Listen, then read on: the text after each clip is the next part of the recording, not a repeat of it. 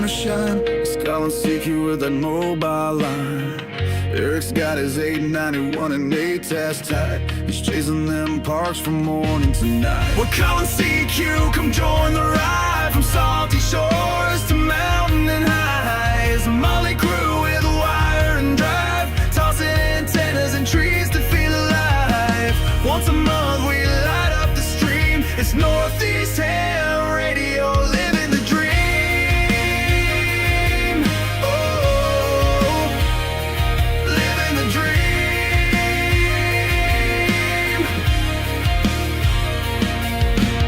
Izzle's in the woods with a stogie lit. Got his logbook down in a chair that fits. But toss him a chip with that barbecue tang. You'll get a ran in the Hamburglar fang. Matt builds them tough and tunes them clean. Reliance hits like a well-oiled machine. Toss a wire in a tree, no need to prepare. 5-9 signals floating through the air. We're calling CQ, come join the ride. From salty shores to mountain highs. A motley crew with a wire and drive, tossing antennas and trees to feel alive. Once a month we light up the stream. It's Northeast Ham Radio, living the dream. Oh, living the dream.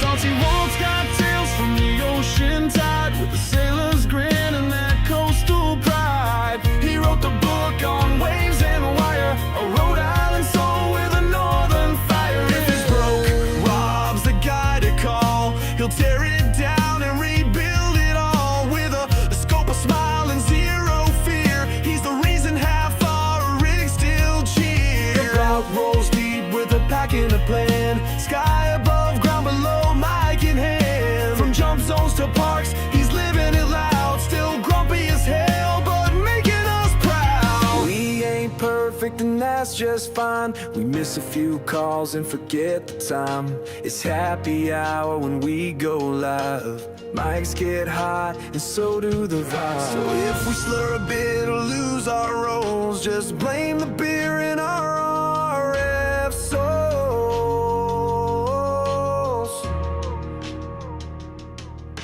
Marvin's got the badge and the winter plan. He'll brave the cold with a rig in hand. When the bands are rough and the tans are low, he's the ham radio guy putting on a show. From Rochester's Edge with a voice so clear, Mike's rocking AM on the modern gear. He's hitting the air with that VHF bite and logging POTA till the stars say night. Todd's blowing finals at field day again. Still a proud general, won't let it end. Talks baseball more than he checks his SWR. They'll snag that contact from a mile too far. Let's roll slow through the woods and mud. Mass plates on the FJ, tires chewing the crud. He'll find the path where the signals roam, where the calm CQ from his overland home. We're calling CQ, the signal's wide. From the coast to the pines on the mountainside. We're band of hands with stories to share, tossing wire and trees, putting watts in the air. Once a month we fire up the screen. It's Northeast Ham Radio, where legends convene. Antennas and trees and friends on the air, for signals we chase and the stories we share. We laugh, we learn, sometimes we swear, but every month you know we'll be there. This is Northeast Ham Radio. Oh, pull up a chair.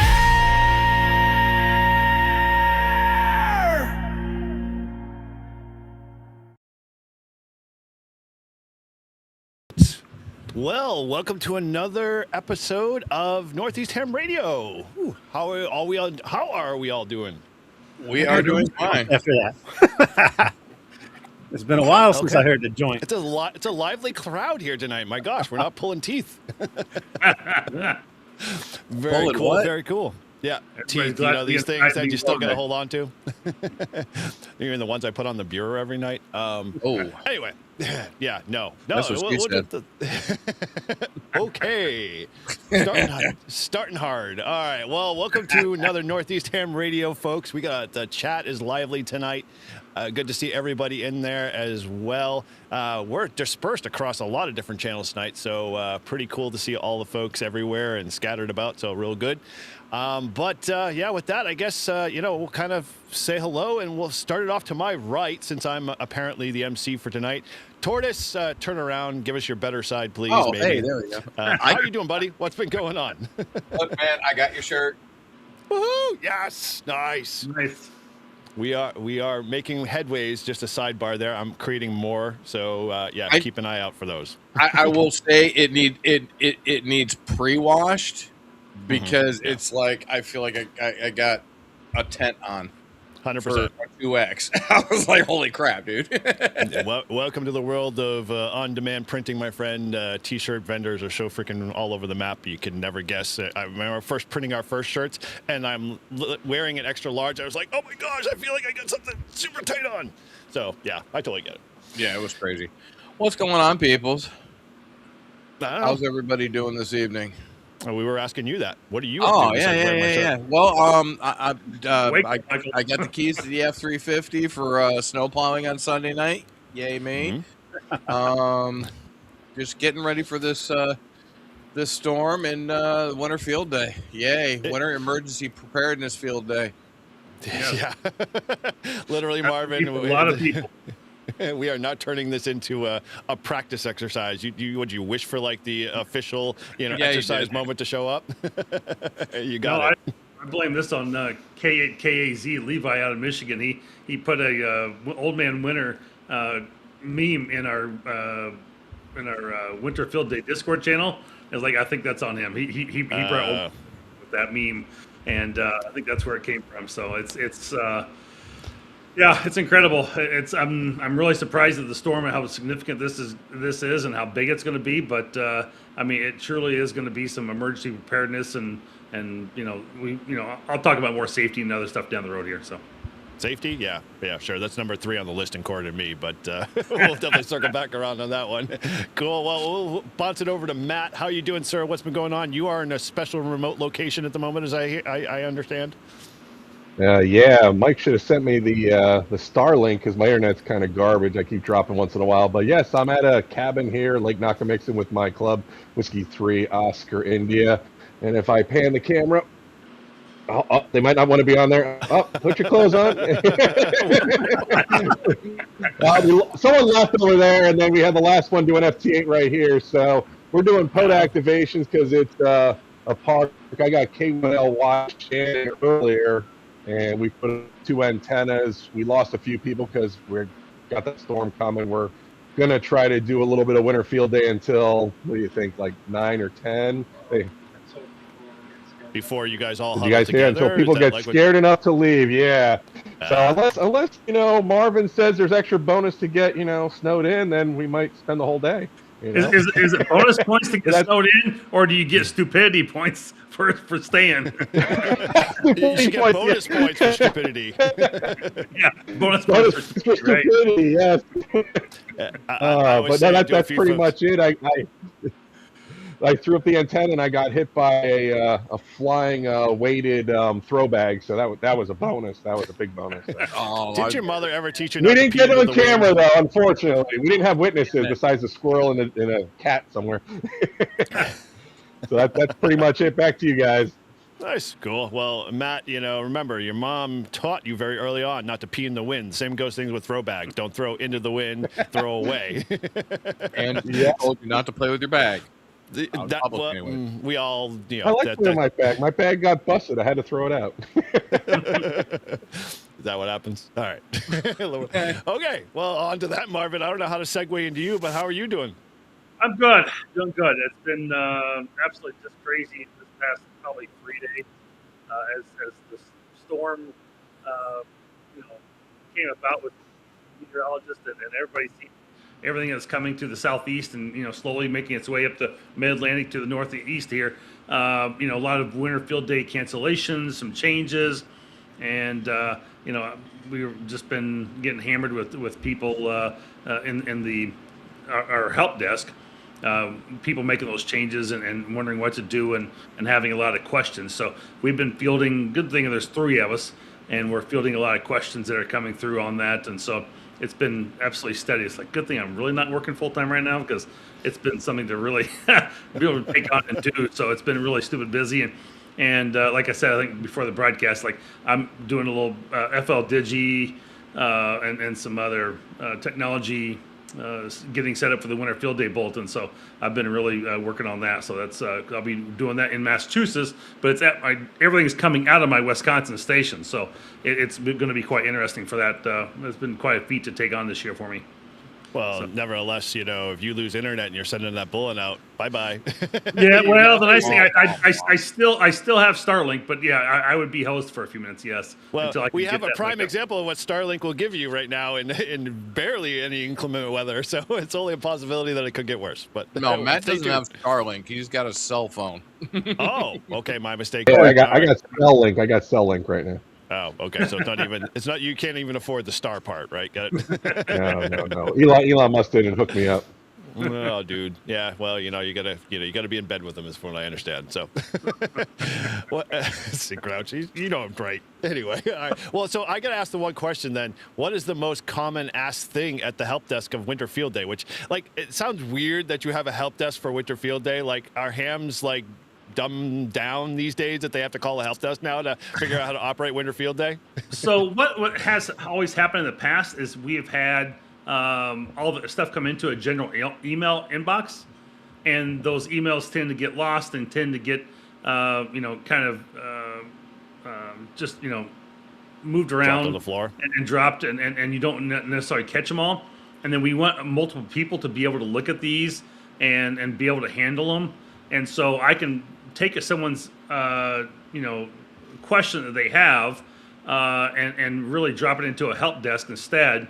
And that way we can have multiple people can look at that versus just everybody having the same sign in for the Google Gmail account. We now have a help desk we can put it into, and multiple people can look at it. We can put it in pending status. We can say, hey, we need to follow up with this for next year for 2027, and it gives us a lot more availability of looking at things in the future and stuff too, and looking at reports and seeing what type of stuff we can tag the tickets and kind of see, hey, what are we having a lot of questions about? How do we need to go about answering these more in different ways? So it's really about helping us on the back end and better management of supporting people who do have questions. So back to answering your original question, what's our most directed question? How do you turn on your radio? How do you set up? No, antenna? it's really about the probably the registration or doing the Winter Field Day site. It's a lot of it's registration questions. So when we have them post out on our website of where their Winter Field Day site's going to be, and we have a lot of questions around some of that, and then just some general questions sometimes about operating. And we had someone ask about MCW the other day, and it was like, well, I didn't know what the hell that even was initially, so I had to go figure that. What is MCW? See, I'm not the only one. Anybody here know? Mode. Does anybody know? Modulated CW. You're basically taking like a keyer and putting it into it like a little HT and sending the signals over FM. Isn't that just CW over FM? It is something to do with like the side tone of it. Oh, okay. Or maybe it's the carrier tone, but yeah. I'm not exactly 100% certain myself, but yes, it's how it comes across on the other side. So, but okay, interesting. So it wouldn't be in, we'll say the right light if I emailed the help desk and said, "Hey, I'd like to do FD8. What do you say about me doing FD8?" We don't allow right into that spam mailbox. Exactly. Yeah. If it puts FD8 anywhere in the subject of the body, it just goes right to deleted file. We never answer you. Good to know. So. Sounds good. Yeah. All right, over to the Grouch. How are you doing, buddy? What's going on with you? Well, I'm doing all right. I'm no longer freezing, which is a great thing. It's unfortunate for you guys that you're all going to be freezing, but it's nice that we finally got some warmer weather. I'm not going to be doing Winter Field Day. This is the first time in the last 4 years straight that I've been a station captain for Winter Field Day. We took away your badge. The thing is, I could have been a station captain with Flag and Torch. But there happens to be a rookie camp on Sunday where you're specifically learning to jump with 4 people. And so the last thing I need to check off on my B license checklist is I need 5 more successful skydives with 3 or more. And so 4-person skydives that meets that mark. So if I get 5 this weekend, then all I got to do is take my my test and I can get my B license. Nice. Cool. Well done. All right.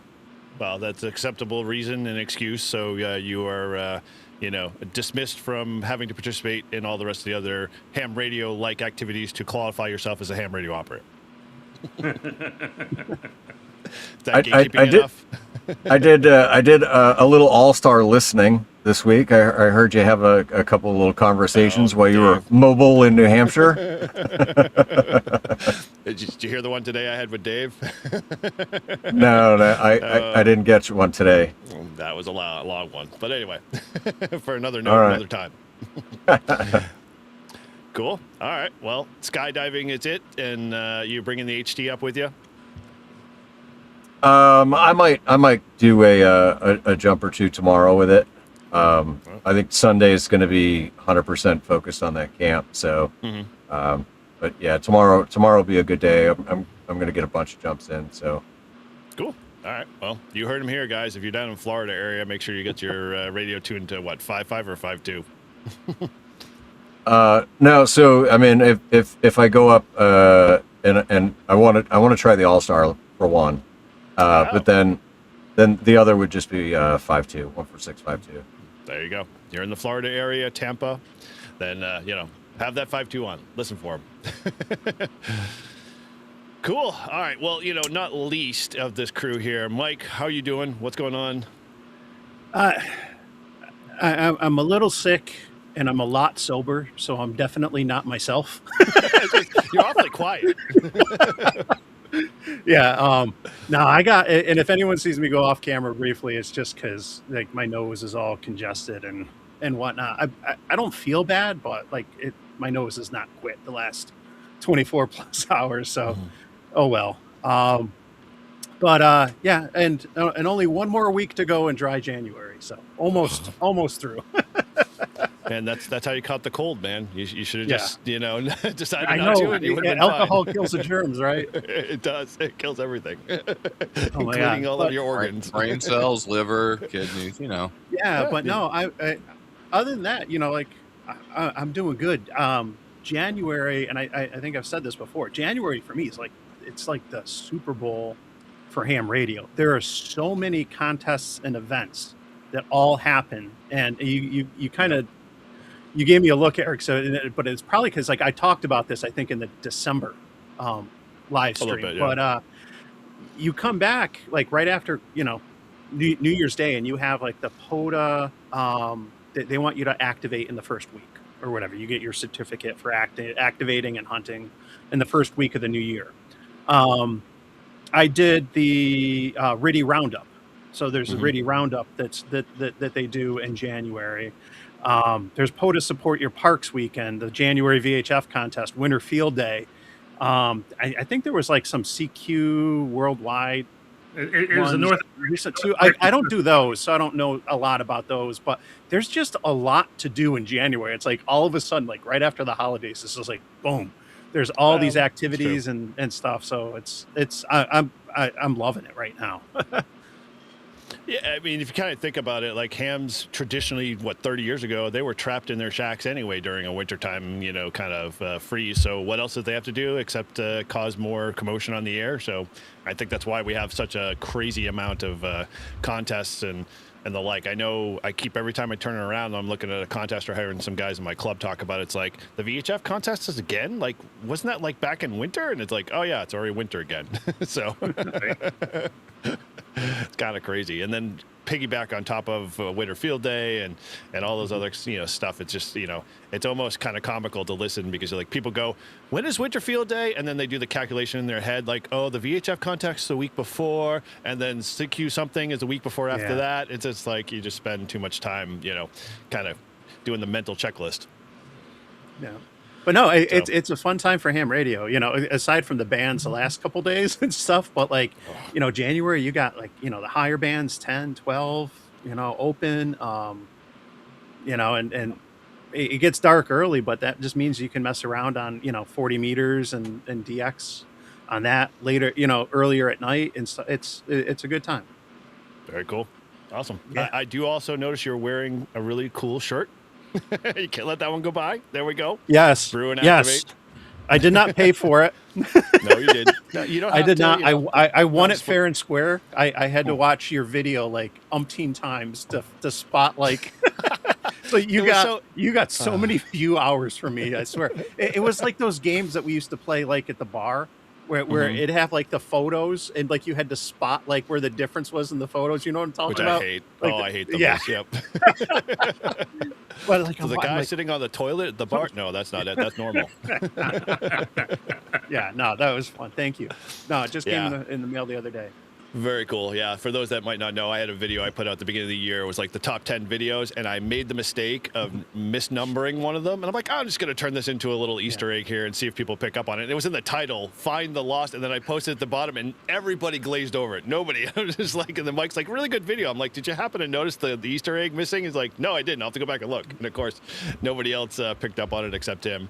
So good for you, man. Way to win our shirt. So Absolutely. Awesome. All right. Well, today we got a lot to talk about. I think, we mentioned, obviously alluded to a few things here in the description and the title outside of just happy hour and just hanging out and chit chatting. But support your parks weekend. Oh, well, Grouch, you might as well mention those. Just the koozie, which I don't have mine and I should, bring it out. But, that is a pretty cool koozie. Well, it is, but I was just cheers to another cheers. Northeast Okay. Ham Radio. Well, there you go. I'll raise a glass to you, my friend. And if I was so daring enough, I could fix a QBF Band-Aid to it. So, yeah, cool. So, yeah, I mean, any of you guys would just backing up the train a little bit. Last weekend was SYP, and, I have to admit I didn't get out and do any that weekend. I was tied up doing family stuff. But any of you guys get out and do Support Your Park weekend? Nope. Yep. I feel bad. We got one vote. Matt? I You, activated 3 parks on 50 megahertz and above. Ooh. No, I couldn't get out that weekend, unfortunately. No support your parks work for me. Man, we're all slackers. We're all YouTubers. We're setting the standard, my friend. Mike's the only one carrying the weight. Yeah. Exactly. Yeah, Thanks, and Mike. one of, Appreciate it.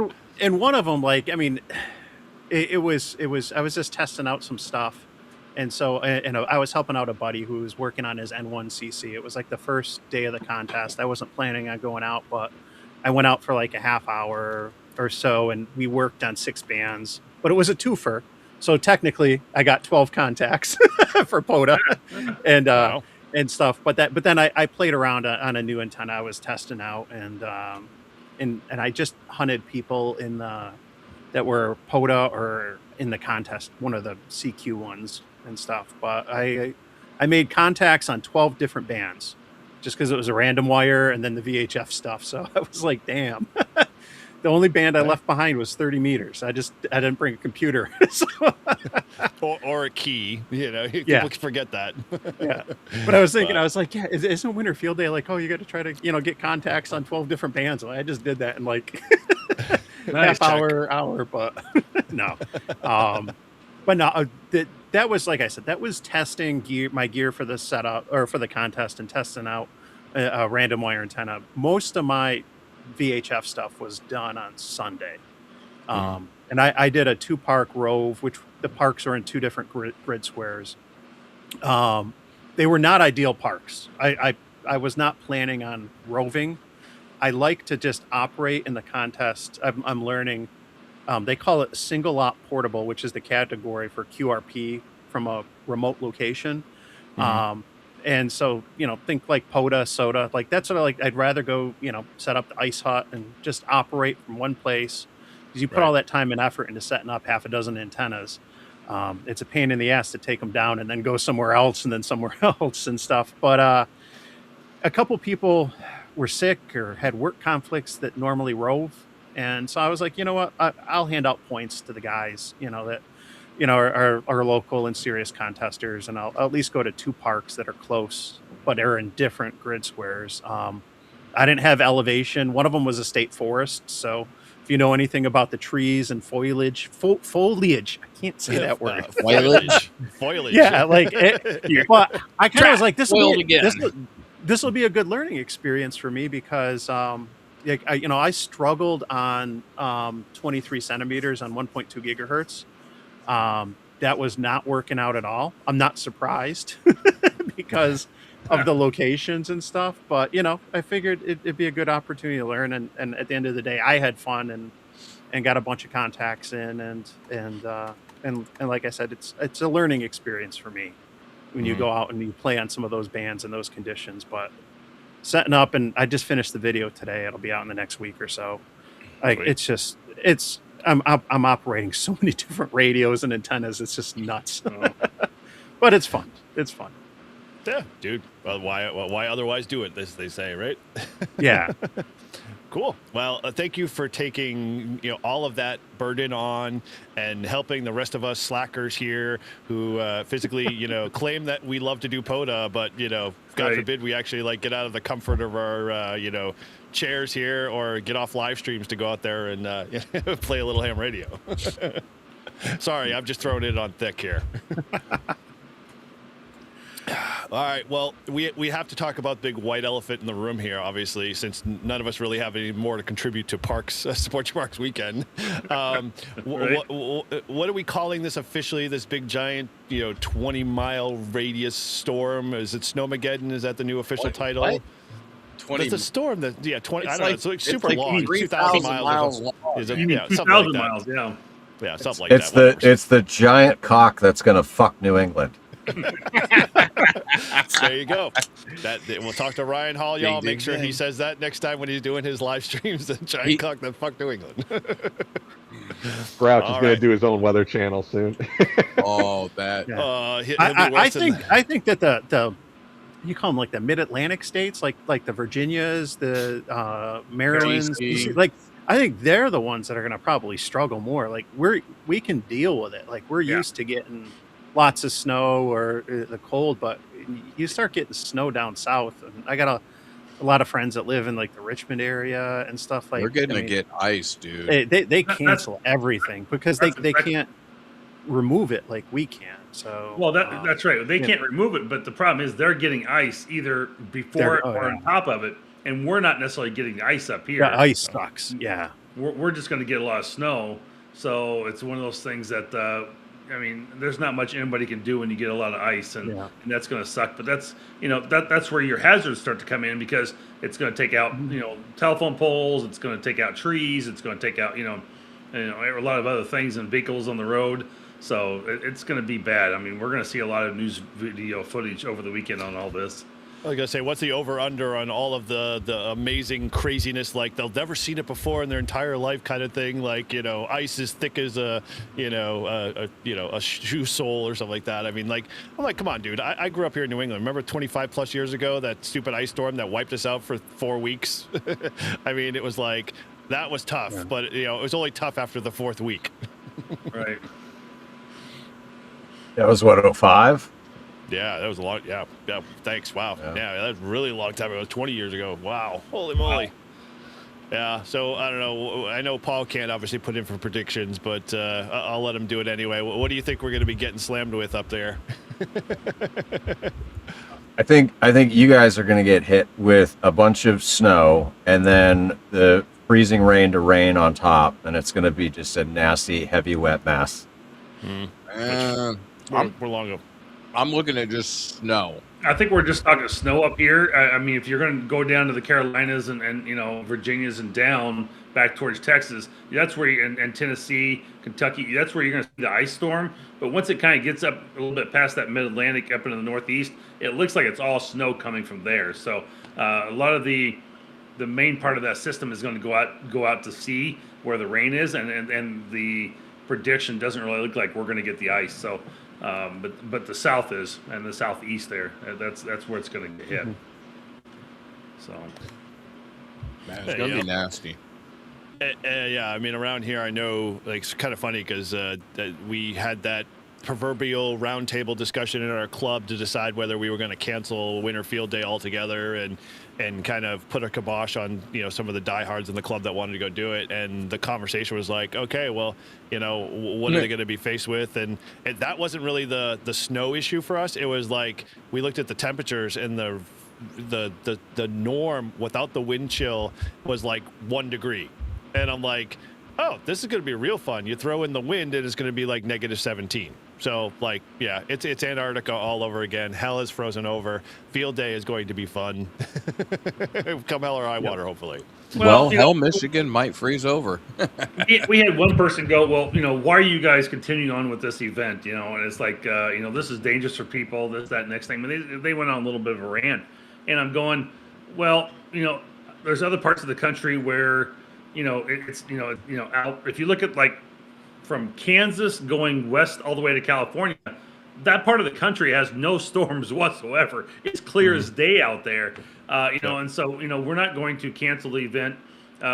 Emergencies don't, take, calendar dates.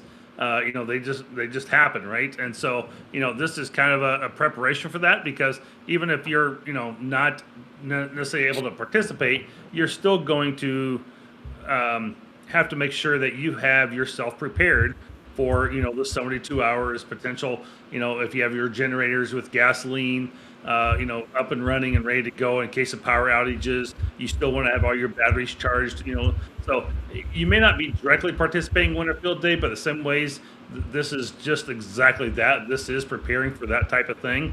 And I think a lot of people are going to have to be doing that in the South and Southeast areas. So it's one of those things that, just by happenstance, it is Winter Field Day preparedness for a lot of people in many ways. Whether you're not ham radio or not, you still need to be doing some of this preparation for an event just like this. Exactly, Prep Ham Paul. So I did it. Beer fridge is full. I've got Doritos. Milk and bread have been left at the grocery store and replaced with all of the great sugary items. And we're just going to ride it out and see how it goes. Although, well, it could be just like a typical New England, snow, which is what it sounds like it's going to turn out. It's funny. I just at a sidebar did a quick poll while we started talking about field day and whether people are doing it or not. 64% said they weren't. So I'm assuming most of those folks are in the general Northeast area that's going to get clobbered and, basically decided to tuck tail and not go out and operate from home.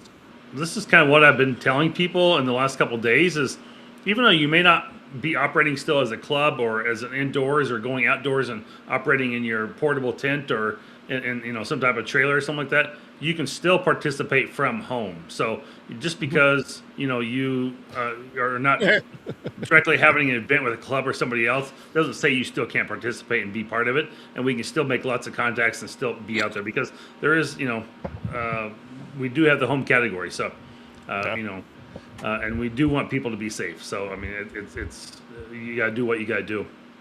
I just want to know where you get the electric underwear. And why would you want to wear electric underwear? Hey, as long as they keep them nice and warm and toasty, I'm good. And I thought it was like DeWalt set, right? You just put the 20-volt max in your.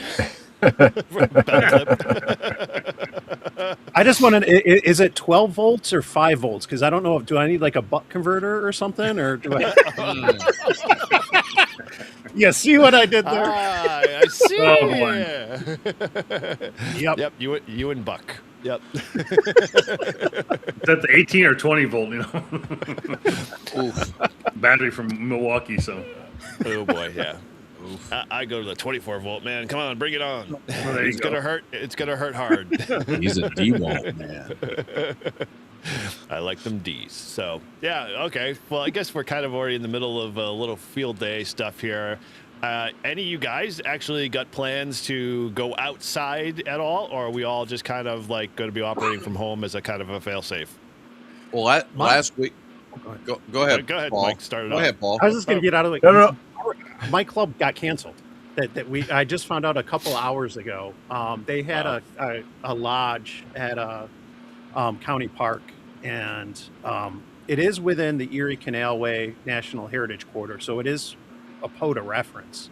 But they had a cabin, and the counties canceled all the reservations and said that because of the state of emergency and the weather that no, so it got canceled. So I was gonna pop over, and what I was gonna do, because my son had basketball games that got canceled on Sunday. They're already canceling like everything.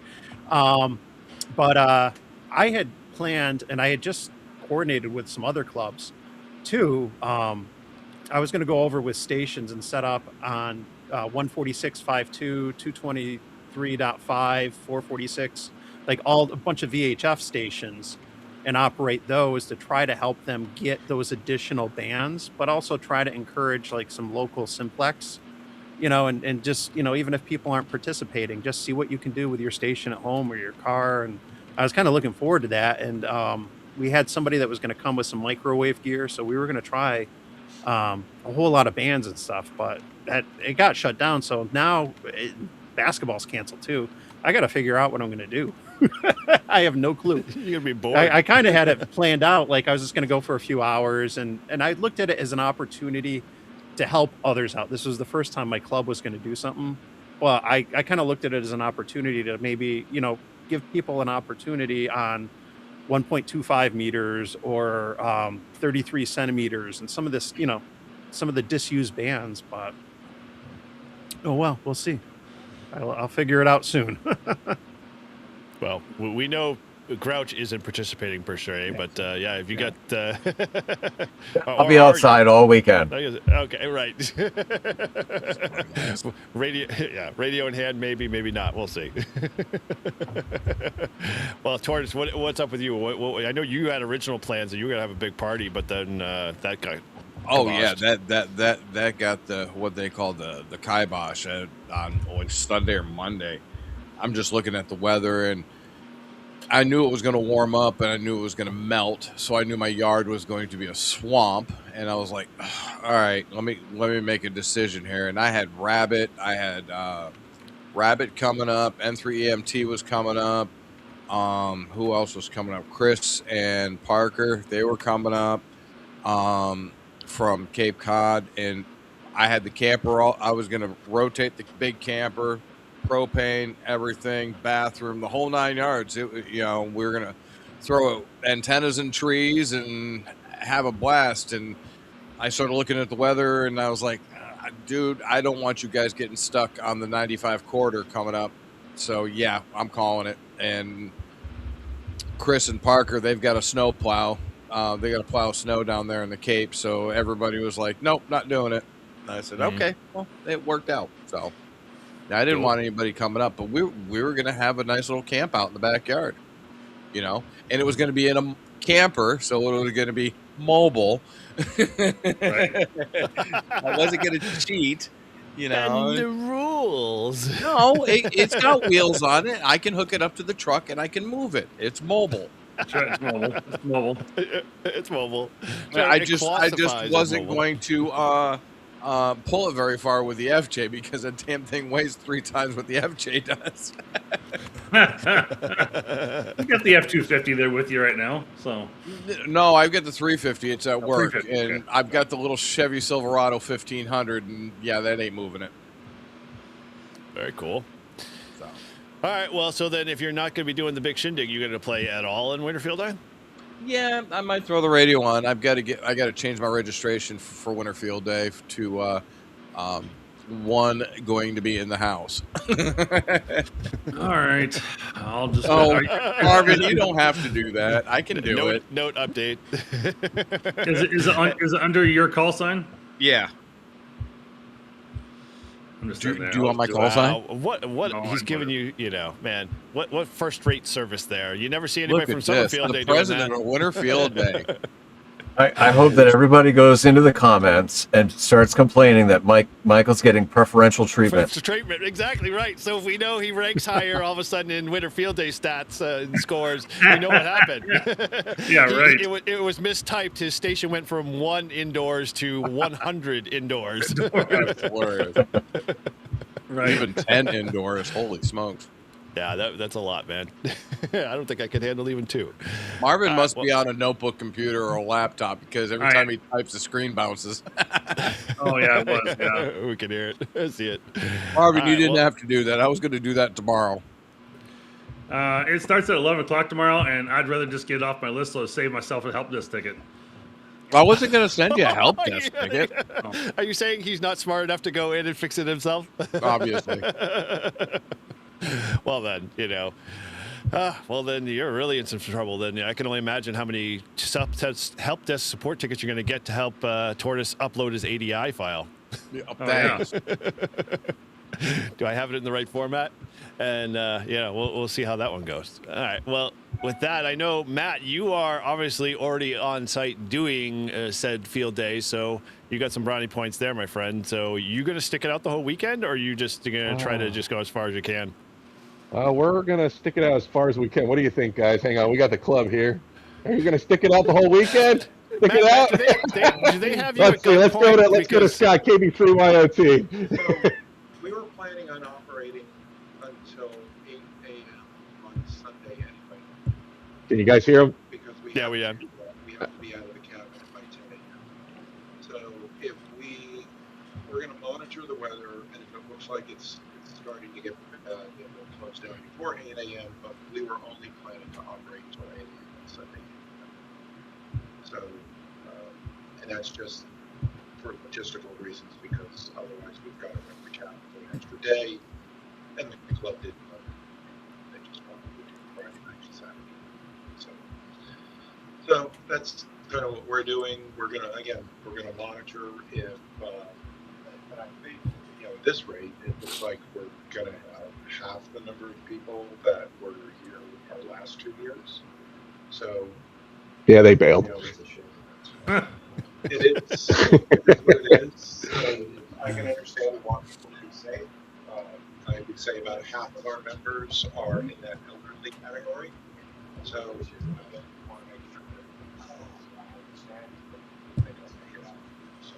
Cool. But for the most part, we're going to be here as long as we can. Yep. Sweet.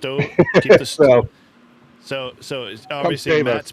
Matt's being controlled by committee. So Matt, if you're being held against your will or anything, just blink your right eye. Just let us know you're not. I'll blink my right eye. Yeah, held against committee. We're staying here. Wink, wink. See, I Blink was twice if I you was need betting.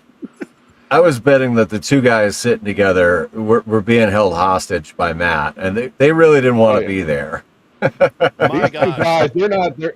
We're holding them hostage. We locked the key in.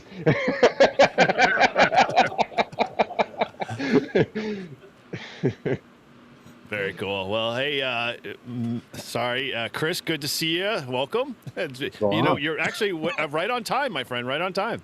Speaking about being held against his will, why are you in the basement? Because that's where I'm at. Oh, okay. That's where his wife thinks he's at. Yeah, exactly.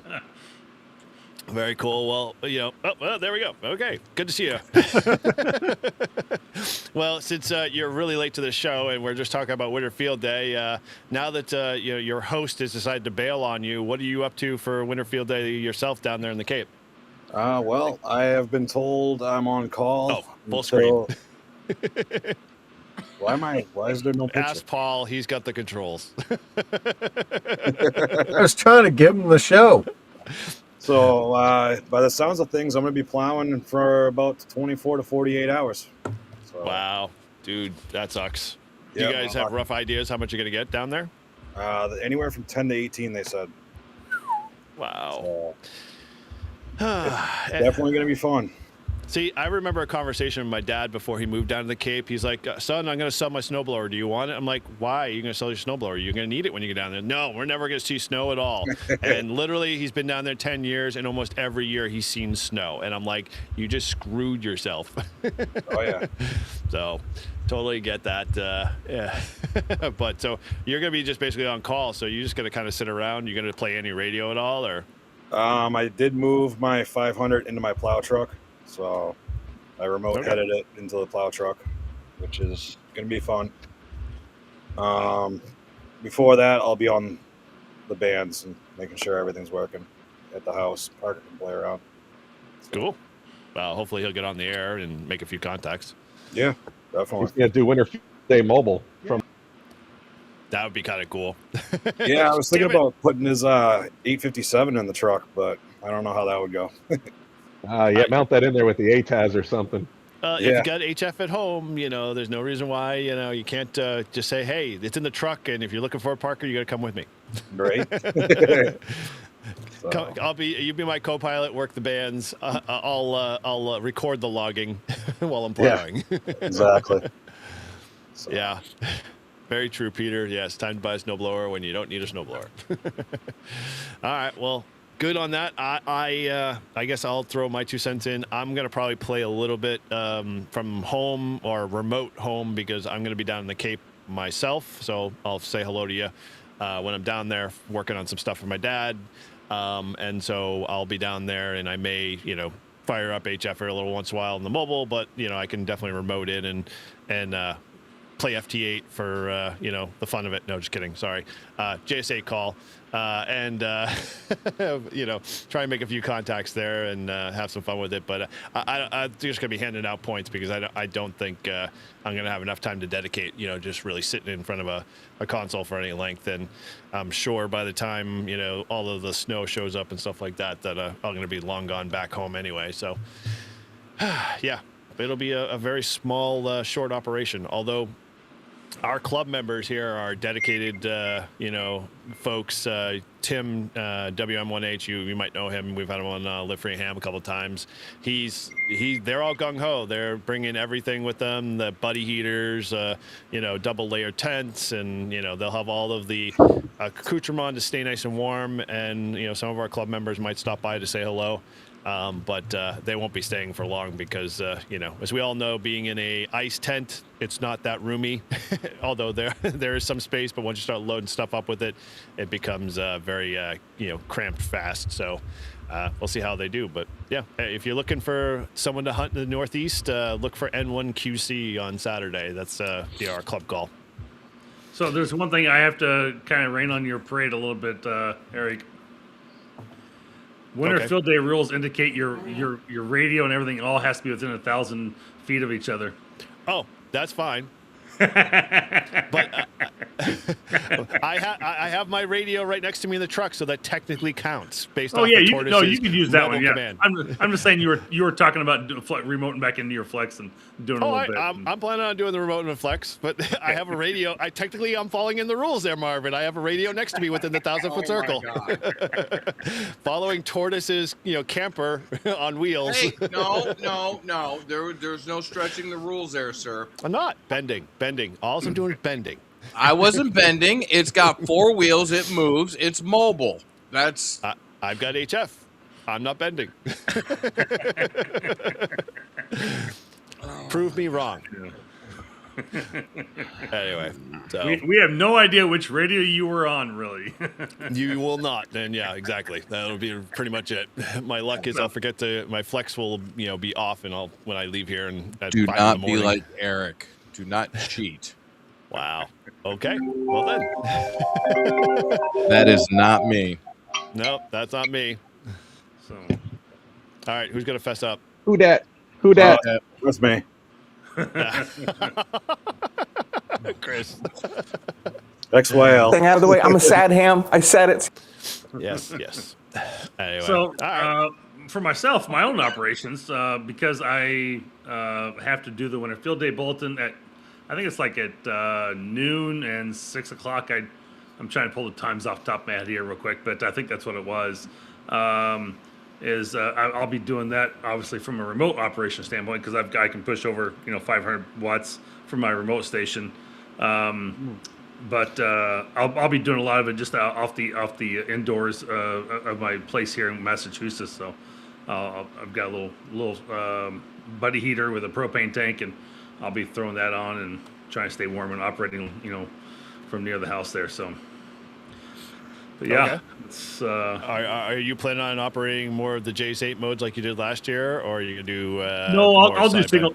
I'll do more sideband. I probably go visit the club locally too. There's my local club's doing something on. I don't think they've canceled at this point. I've not seen them say they are canceling. So They're only operating from like noon to 6 anyway tomorrow at some Masonic lodge. So I'll probably go visit them for a little bit too. So I won't get a whole lot of operating in myself, but I'll try and do a little bit for sure. So Cool. Yeah, like I said, that'd be I fun. just got to make sure I'm around and at the times for doing the Bolton. So What club are you going to check out? the Hampden County Amateur Radio Club. It's my local club here. So we're gonna go. They actually decided to do something this year. So we're gonna see what they got going on. So What are they operating as? I think it was like either 1 indoors or 2 indoors. I think it's probably 2 indoors. Hey, So- Tortoise, can you look that up for him? Because I know he's a little tied up conversation. You know, if you have access to his spreadsheet, can you confirm that just to make sure? No. Yeah. Oh, okay. I know. I figured if you had, priority support from Marvin Direct, like you'd have access to all the same stuff Marvin does. You're absolutely. I know. You're absolutely right. Sometimes Hey, there hold is. on, let me look. You're the closest to me. Oh yeah, and I totally forgot.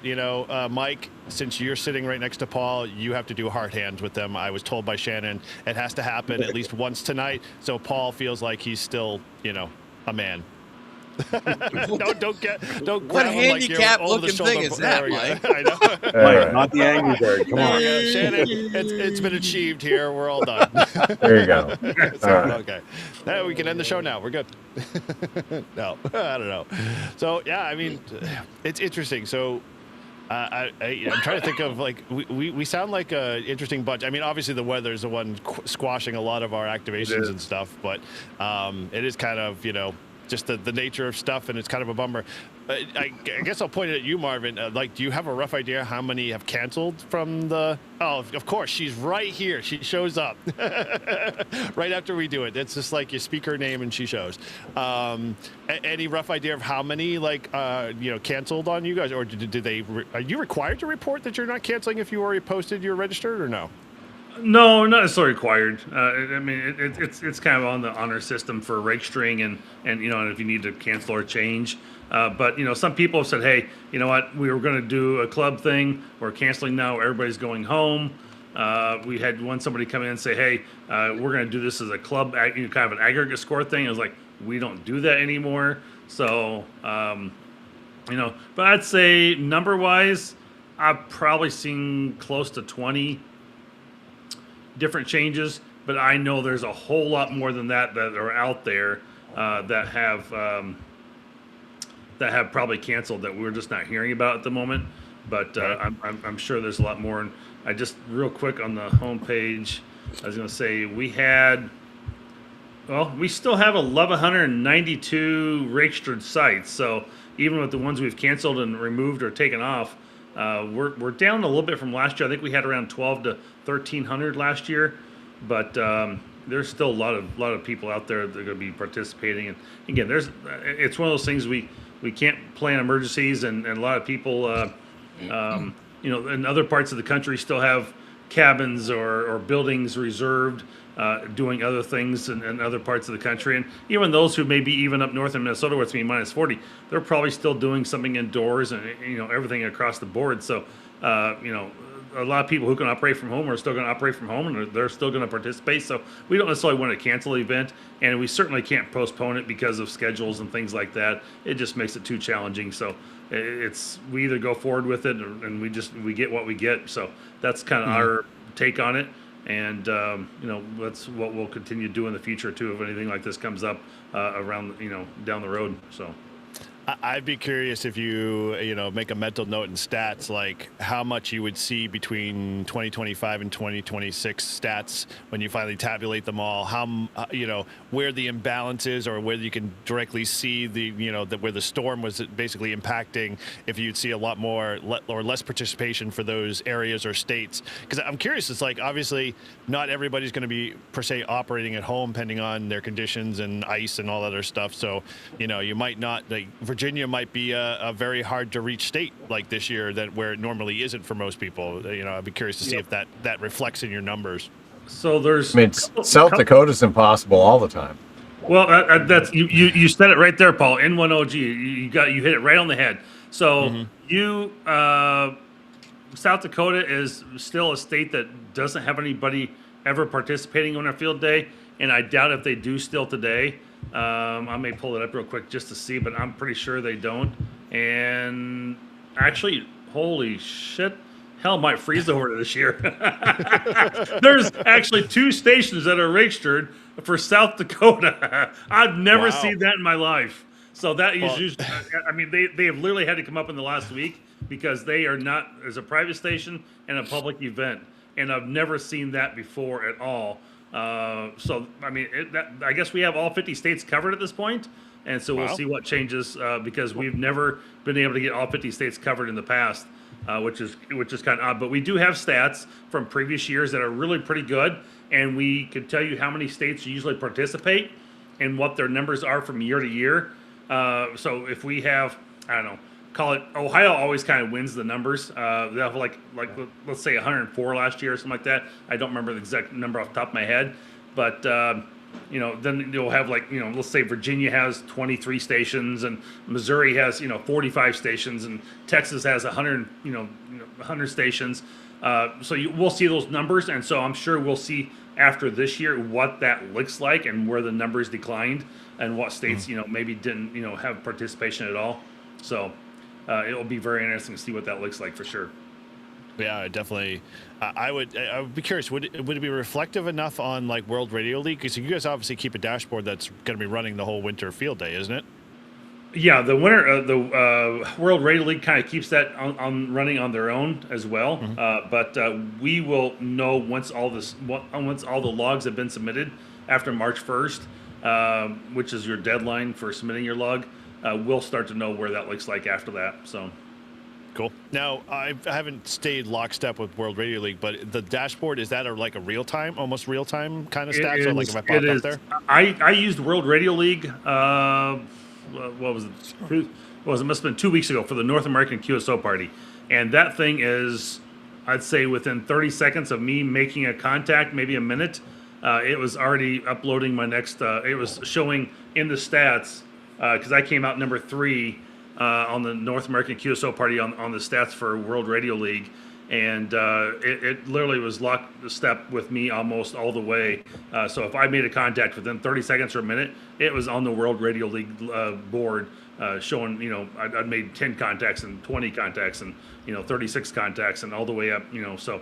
It did really good. It keeps you updated. It's pretty accurate. They do a really good job with that, and they show you how many QSOs are being made by band, by mode, across the board. So they've really got their stuff together over there, and it's a really cool logging program to be able to use, and clubs can use it too. You just got to create one sign in, and then everyone can sign into it under that same login and operate the different radios. So they're really excited to partner with us every year on this. We really hit it off with them last year for the first time when I reached out to them, and they've really continued to build this program over a year. The one thing I have to cry a little bit is that I was really hoping they'd have the independent logging program for offline available for Winter Field Day this year, and they had to push the beta out to early February. So they're not quite ready to go with that program yet for having it on your computer for Windows. I'll call it the desktop version.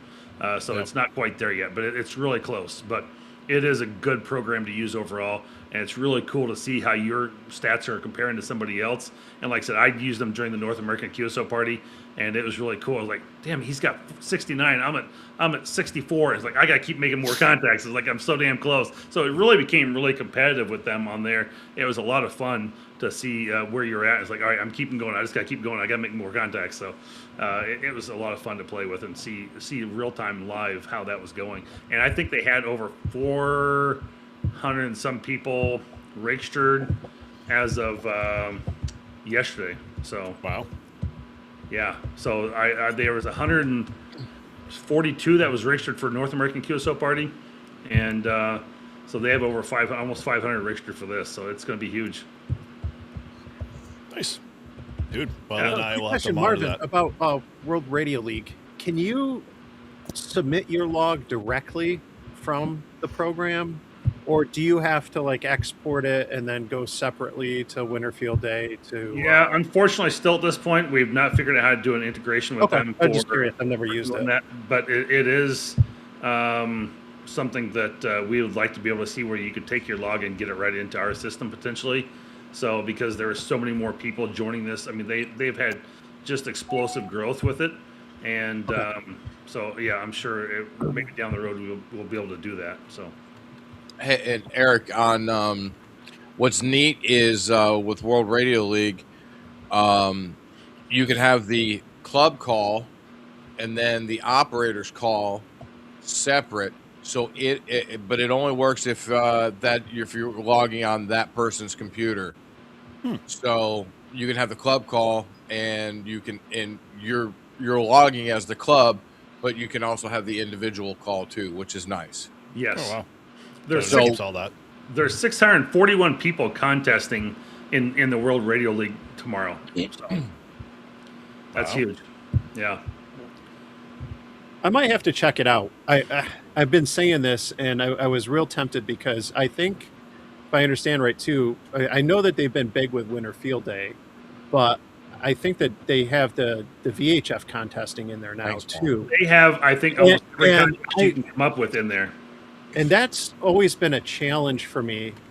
Whether I use hammers or polo, I have to, and especially like this past weekend where I'm at multiple parks and I have multiple logs, I got to go through and I got to clean stuff up before I submit it to POTA, because if I'm logging people who are rovers with like stroke R and different things like that in their calls, I got to clean that up. Then I got to submit it to POTA, but then I got to go through and I got to get rid of a bunch of fields and clean things up for submitting it, or combining and then submitting it for the contest stuff.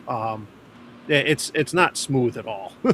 So but, a couple of quick things is, one, I became a lifetime member of World Radio League, so I've got their premium program now, which is great. But some of the things, like similar to what Sebastian has done with Ham2K, where you can take into MAK, N3 MFL, and you can just hit comma between the two if they're both operating at a park, and then you just hit enter, and it will create two separate entries in your log for both of them. So, which is really cool. And then, like, if I'm a hunter, I'm here at home, and I type into MAK, and you're in a park, US 1, 2, 3, 4, it automatically goes out to the POTA website, sees your call sign out there, and says, "Oh yeah, he's at park 1, 2, 3, 4." It automatically puts that into my log for me, and so it's pulling that POTA data constantly into the system for World Radio League. So all I got to do is type your call sign 5959 and hit return, and I'm good to go. So,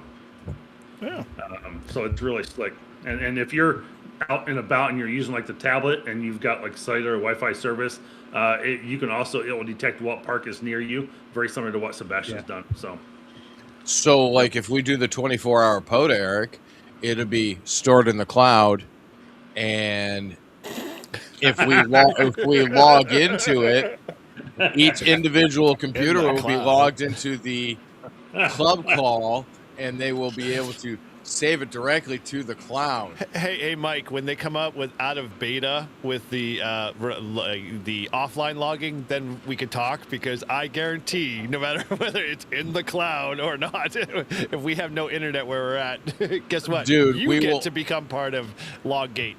We will have internet.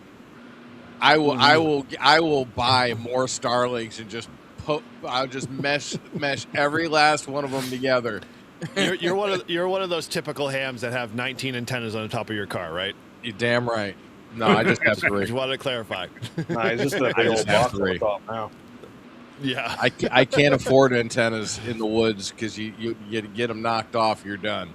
You're done. Yeah. And just like Hillbilly Ham says, the portable version will work online or offline. And so what happens if you're offline, when your computer connects back to the internet, it will then upload that data right to your log for you. So I have to give it a look. So yeah, it's definitely worth it. Just use code Ham Radio Guy. Save yourself 10% if you want to sign up for a subscription service. Shameless plug. Oh yeah, absolutely. I got to do a little capitalism in there. So Here we go. Money talk. That's right. There you go. Nice cue there, Paul. Oh. Nice. So, I mean, I'm just trying to be helpful. I'm just trying to throw suggestions out there. Hey, we'll appreciate that, try it Mike. we'll try it with the 24-hour POTA that I'm doing. See how it works. Yeah. There you go. So, There you all go. right, if we're talking loggers, then Matt, what are you guys running there? What do you look? Yeah, Matt. Sorry, I mute. We're using Remember, blink the twice if logger you're in gate trouble. log. We're using N3MFJ. Yeah, okay. Nice. Okay. You networked it all? You're just single? We're using a one of those GLI net travel routers, so that's what we're doing for networking. So everything's off grid kind of. Are they all pointing to the correct server, sir? Yes, they are. Okay. But we lost so make many sure. people for this weekend, for this event, because they're all scared of snow except for our hardcore hams, So we're gonna keep it alive. Yeah, So we we're appreciate gonna it, have man. 3 antennas, 3 stations, but now we're down to 2. So should be good. Do you have bandpass filters set up or anything? Or you running without Nope. filters? Unfiltered. Nope, running without filters because we're running non-resonant antennas. We got the modified Rybakov with a hybrid counterpoise, and then we have an end-fed random wire with inspired by you, Mike.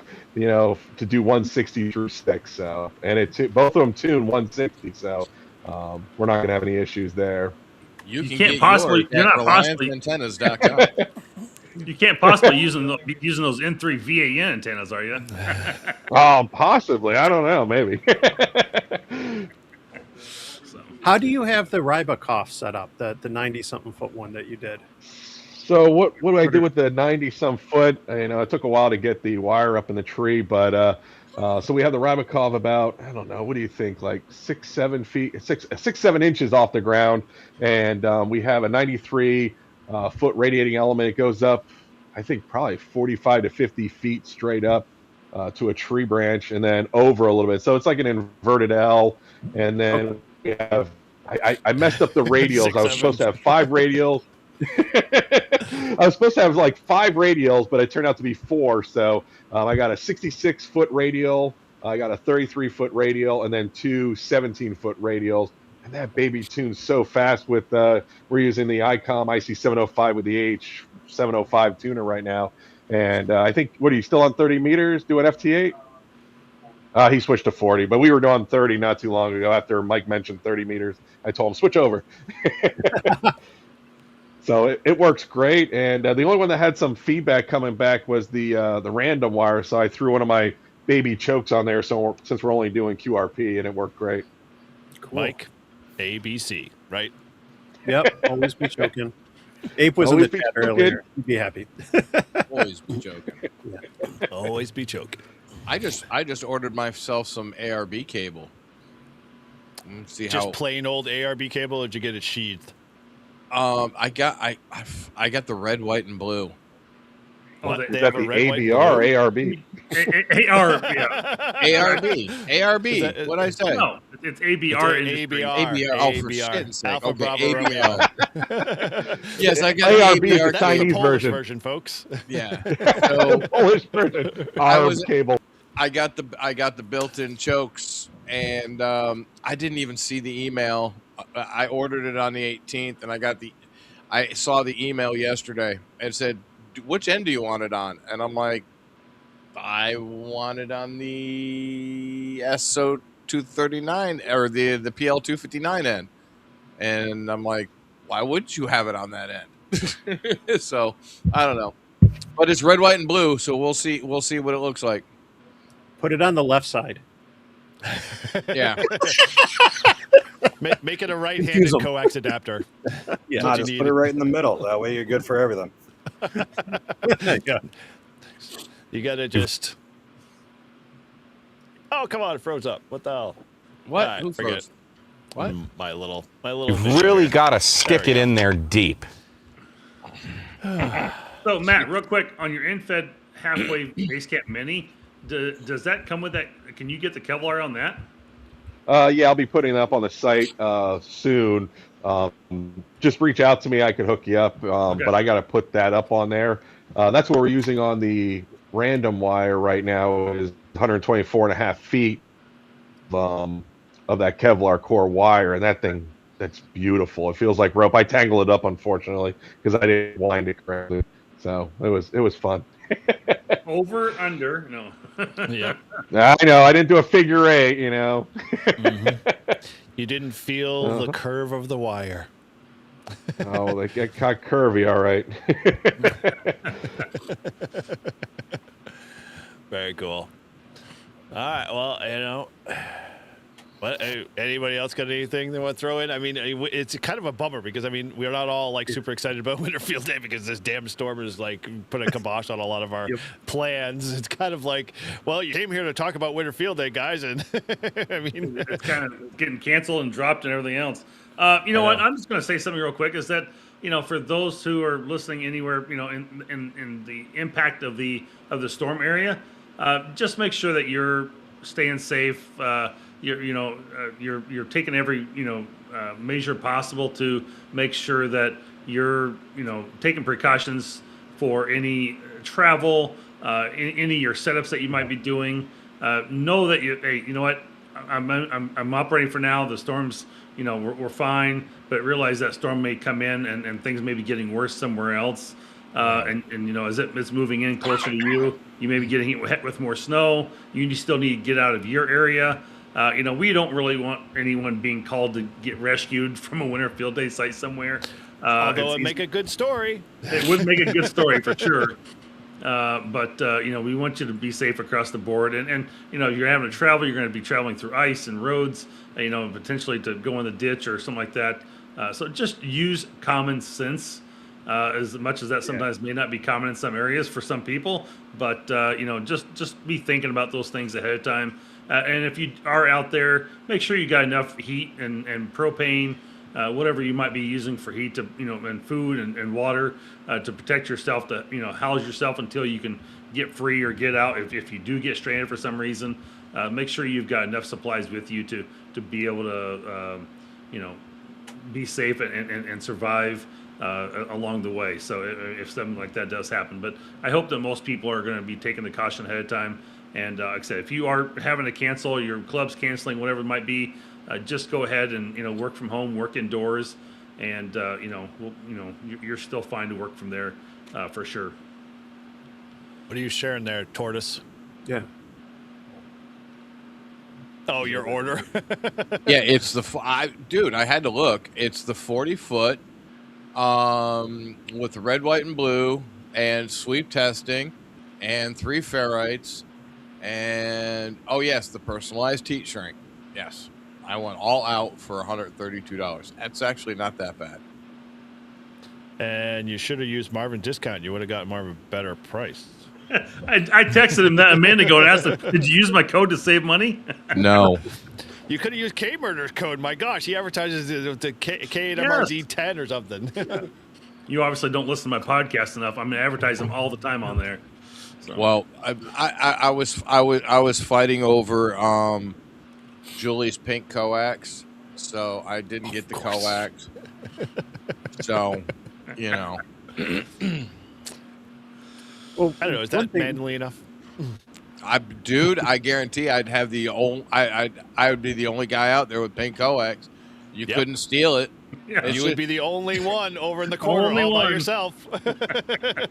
Well, I mean, it's just like in the computer world. I have a purple, I have a green, and I have a pink Cat 6 jumper because I know nobody will steal the damn thing. True, but you can tuck those away in your bag. But when you pull out pink coax out on the field, you're really losing your man card and your POTA card at the same time. Oh, so it's negative. a double whammy. No, that's not that will never happen because pink is my favorite color. That explains a lot, man. Now we know. Now you know the rest of the story. Exactly. No, things are coming out. Things are coming out. Literally. I understand now. What more do you want to tell us this evening on here, Michael? Yeah, we were huddling when we were doing a winter activation, but I thought that was just to stay warm. well, I was the smaller spoon, so He likes the small spoon. literally. Yeah. I'm sorry, man. Does anybody realize? I mean, this dude right there, how freaking tall he is? Not that tall. My God. I'm 5'10", and I'm looking up at you. Bullshit. Okay, Grouch, please retort. You're Hey, just as You got a couple inches on me. yeah, not much, but I'm That's not what she like said. gargantuan That's what like she he said. makes me out to be. There we go. He's a grower, not a shower. So, I can't get it up. It's just, it's so flimsy. anyway, all right. You got to cut those so they're right, so they're not like cutting off on a syllable. Well, yeah. So that one, it's a work in progress because he wasn't actually present in the video at the time, and the only thing I had his little hand doing this, and that just didn't look right at every level. But I appreciate the submitter who submitted those videos because my minions are working on my behalf. So please keep them coming. Always love a K-murder, side joke. But Chuck's anyway. got your back, Michael. See, look at that. See? I'll be damned. Look at that. Yeah. Coming out of the woodwork for you, man. One of the things I just wanted to mention, like I was thinking about this when Marvin was talking, unless we still want to talk about pink and salmon and stuff. But Please take us out of that. in the cold, because I had this happen. I had a couple failures last weekend in the VHF contest, and it was a balmy 20-something degrees out. It was still cold, but just be prepared. If you're going, even if you're setting up or doing some stuff from home, like in the extreme like cold and weather, like things don't always go as planned or perform as planned. And I had my MFJ mast freeze on me at the last park I was roving at. I'm trying to pack it up, and it had gotten dark, but because we had some wet weather like a couple days ago, I think it had just completely froze up. Like I could not. Here you go. Here's the clip it. He could not collapse the mast. I could not collapse it down. Like There it you took go. forever. I was like, I was so tempted to just like ask my wife to like run me out a hairdryer or something, like meet me at the park with a hairdryer or the heat gun from the garage. But She has a cordless hairdryer? I say no, but I mean, I have like an inverter I could have plugged into the car, or the thing, just to run it quick for a second. But finally, I got it collapsed. I ended up cutting my hand when I did it, because when it went down, like it and I didn't realize till I'm packing stuff up, and like I had this white PVC that I use for some of the VHF antennas, and Bleeding I'm all packing over up stuff, and there's just blood smeared all over I'm like, what is that? Is that blood? Like, and I'm like, my hand was just covered. I'm like, where is this coming from? Like, but and it wasn't anything major or whatever. But like it just goes to show, like, things do not go as planned. In the cold weather at all. Coax does not. The coax, like it does not like want to bend or flex quite like you want it to. Wire, the masts, all that stuff. No, Absolutely. You're going to be outside. Make sure, if you have to coil up your coax, just kind of bunch it together, throw it in the back of the seat, let it thaw, and then coil it up after, because it's not going to, it's not going to be, faring well after a while if it's super stiff. We should record that. Yeah, I was thinking, since this is our first time getting together this year, I want to give away a Grouch Army shirt. So the keyword is Grouch Army with a capital G and a capital A, all mushed together. Only 2 O's or 3 O's?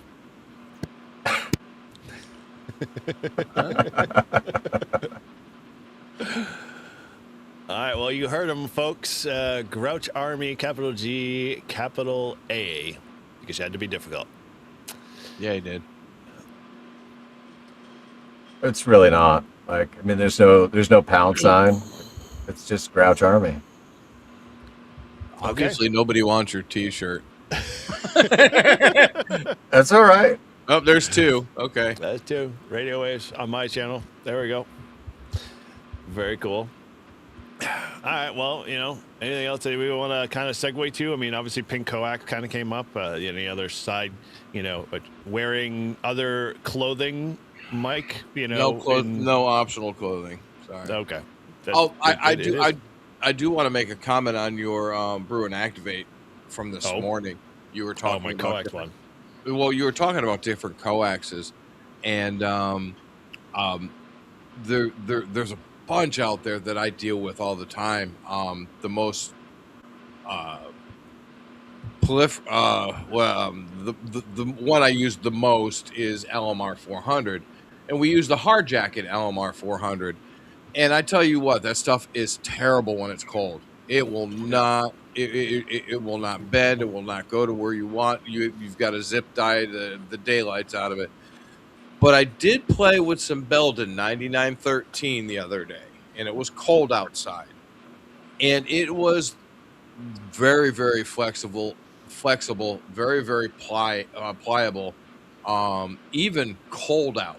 And I was actually kind of amazed at how flexible it was. The other one is there's two different versions of LMR 600. There is a hard vinyl jacket style like LMR 400, and then there's a rubber one. They're like 9913, and that stuff is the most horrendous stuff to work with. But yeah, I was sitting there doing a job. I was listening to you, and I was like, man, all the different coaxes that I've used or have been subjugated to use in the last 20 years, besides the 34 years of being an amateur radio operator. I was just going through the different ones that that recently I had to work with. So, well, that's an interesting question. I'm curious to see you guys where you stand. What's your go-to POTA coax you use all the time? What type? Well, Michael talking about the LMR 400. I was using KMR 400, like the cheap Amazon stuff.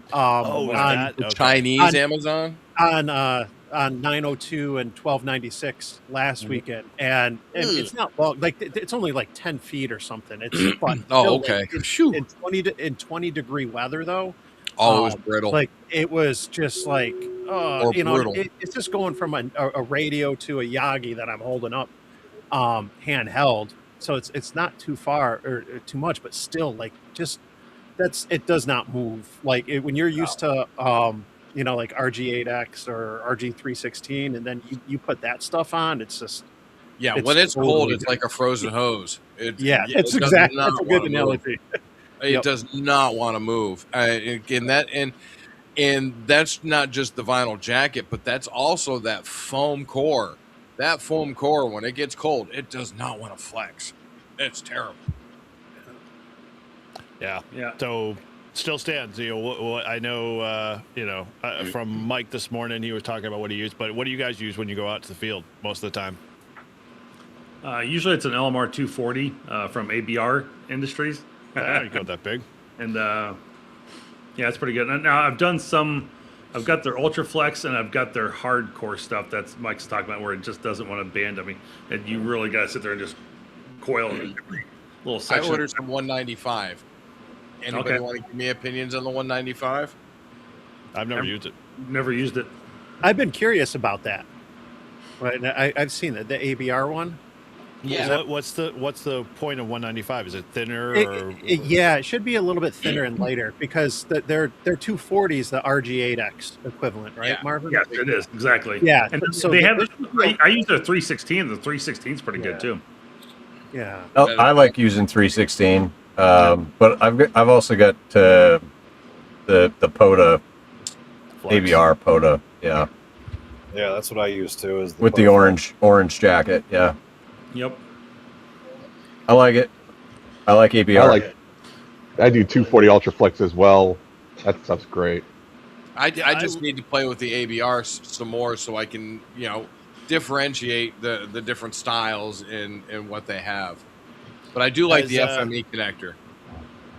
Those are actually that's ABR's new kind of like modular connector, right? It is. Well, it's not their new. Well, for them, yeah, but the FME connectors have been around forever.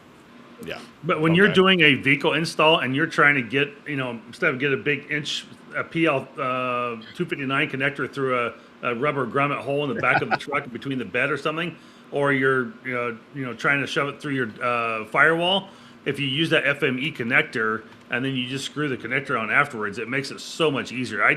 That's what I did on my ATAS antenna. I did a video on that back, I don't know, call it early December on my channel, and it showed the FME connector, and it's great. I bought 15 foot from them, and it's really the best way to go if you're doing a mobile installation. So Real hams do their own connectors.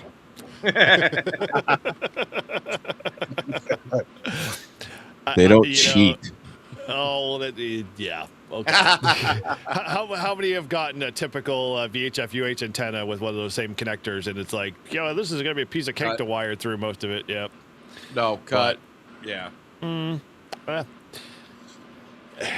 Has anybody? I'm curious because I've had my POTA ABR POTA sheath, orange coax for a while. Have you guys started to see the outer jacket, like the one that they cover the coax in, start to fray at all?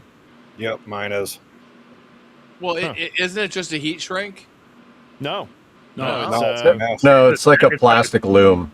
Yeah. Oh, okay. Yeah, which I was bummed at when I got it. I was like, oh man, this isn't like color code. It would be awesome if it was like the Messi and Poloni, where it's actually color. The coax is colored, but you pay a premium for that as well as the name. But I'm just finding it's starting to fray at the ends, especially more towards the coax connectors, where you get more flex out of the wire than you do middle of the wire. Put some tape on it. I do fine, but I'm just saying I paid a lot for this. I want it to be pristine. As much as we drag them through the dirt, wrap them around trees, and do stupid stuff to them, take them out in sub 17-degree wind chill weather, they're gonna take some abuse. So, just ask them for some new wrap. So here's my last question: how many of you guys actually swap out your coax every couple of years? Nope. Nope. Dude, I have 3 years on my POTA Flex right now. I will sweep it, and if it sweeps like crap, it gets cut up and thrown out. Yeah, see, that's kind of my take on it, and because I abuse a lot of my cable a lot, it goes in my, it's very tight POTA bag for antennas, and it gets, a little squished, and so I'm always stepping on it too, because I can't avoid it for some reason. It's just like a magnet. So I'm always curious to see whether or not it's actually in decent condition for years. I've had my original RG8X that I picked up from Ham Radio Outlet, and now it's getting to the point the connectors are starting to, the rubber, insulation and stuff like that around the connectors are starting to just, kind of peel back, and I'm just like, all right, this is time to replace it. So, and that was only 4 years, but I'm just curious to see what you guys do, because everybody's a little different. Coax is the redheaded stepchild, right? The first coax I got was a 40-foot length of the 240 from ABR. And I finally, I think it was later in the fall, I took that out of service because I'd had a couple incidents with it, and I could never tell if it was something with the antenna or the coax. And I should probably figure out if I can check it with a nano VNA or something. But I had too many instances where I'd set it up with the antenna and I wasn't hearing anything, or I couldn't tune anything. And then it was kind of like Matt, when we had the bad coax when we were making the random wire. Oh, Jesus, back in the camp. Yeah. Like nothing. And then I swap out the coax, and then it works fine. Here, guys, here's some coax. Yeah. And that was the first length I got. And I know I beat the crap out of it. I was a new ham. I didn't know how to take care of things well back then either. So it could have been something that I did, or maybe it's just, it's past its time. I don't know, but when I lived out in Arizona, and I had my dipole up, what is it, the G5RV? I had the big G5RV set up off the top of a roof on a mast, and then out, and the coax laid on the ground. And one day I was walking along, I was just checking the coax, and the pack rats were eating the vinyl on the LMR 400 all up and down the coax. And I'm like, wow. Yeah, but the coax never gave me any issues, which was weird.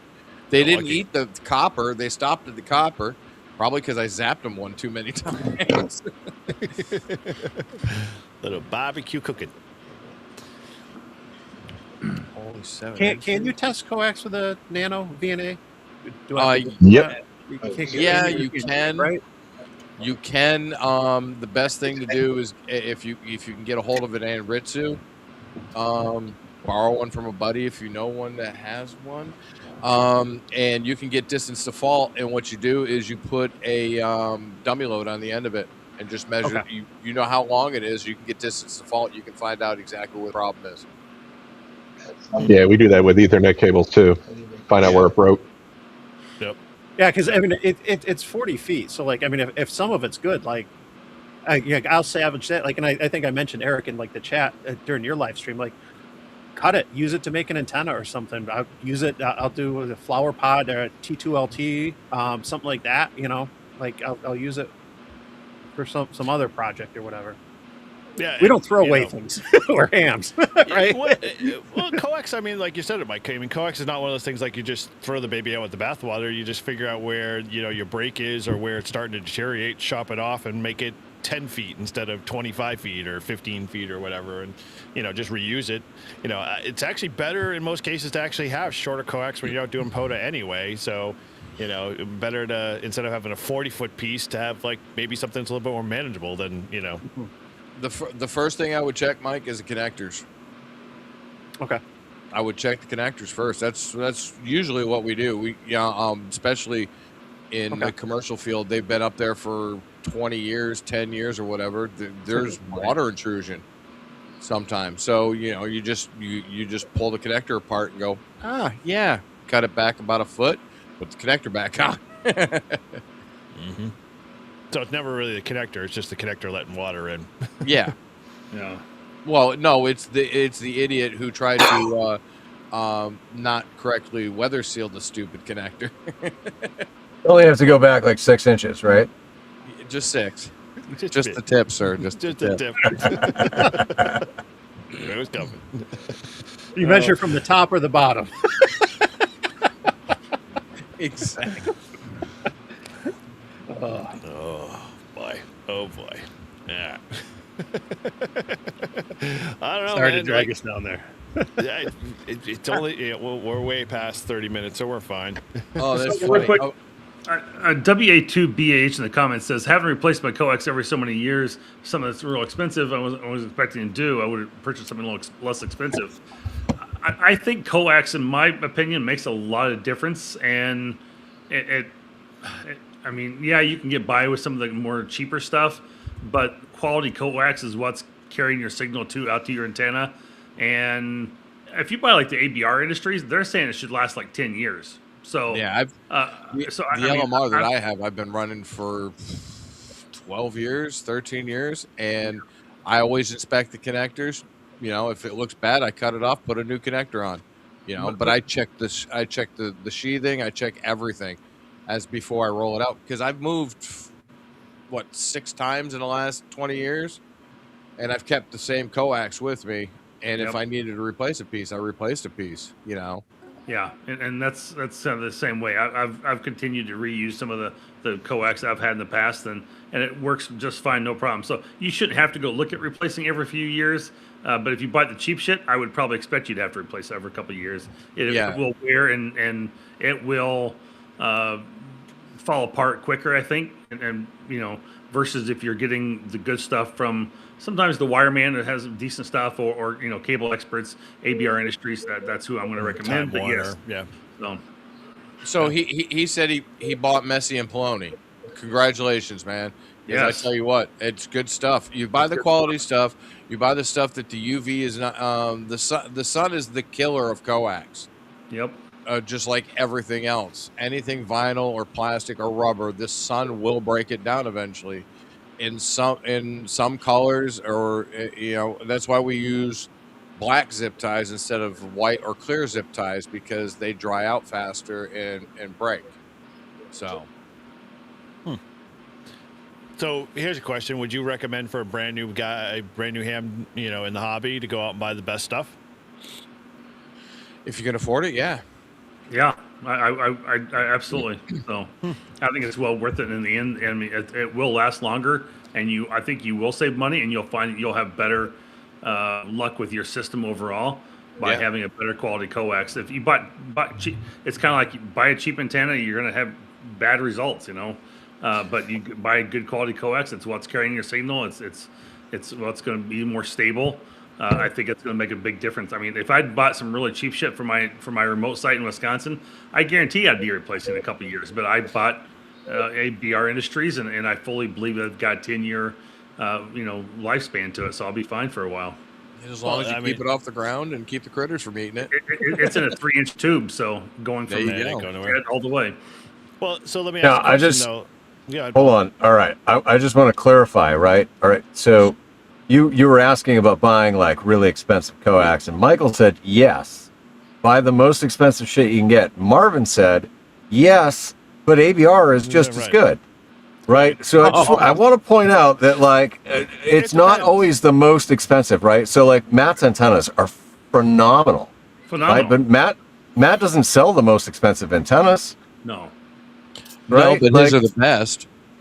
Hey Matt, I feel like you're missing out on an opportunity here, but anyway. I'm just saying, like you don't always have to go all in with your wallet. Like you can make smart purchases that are going to last you just as long. Well, this actually brings me back to like, so if we look at the chain, we have radio, coax, antenna.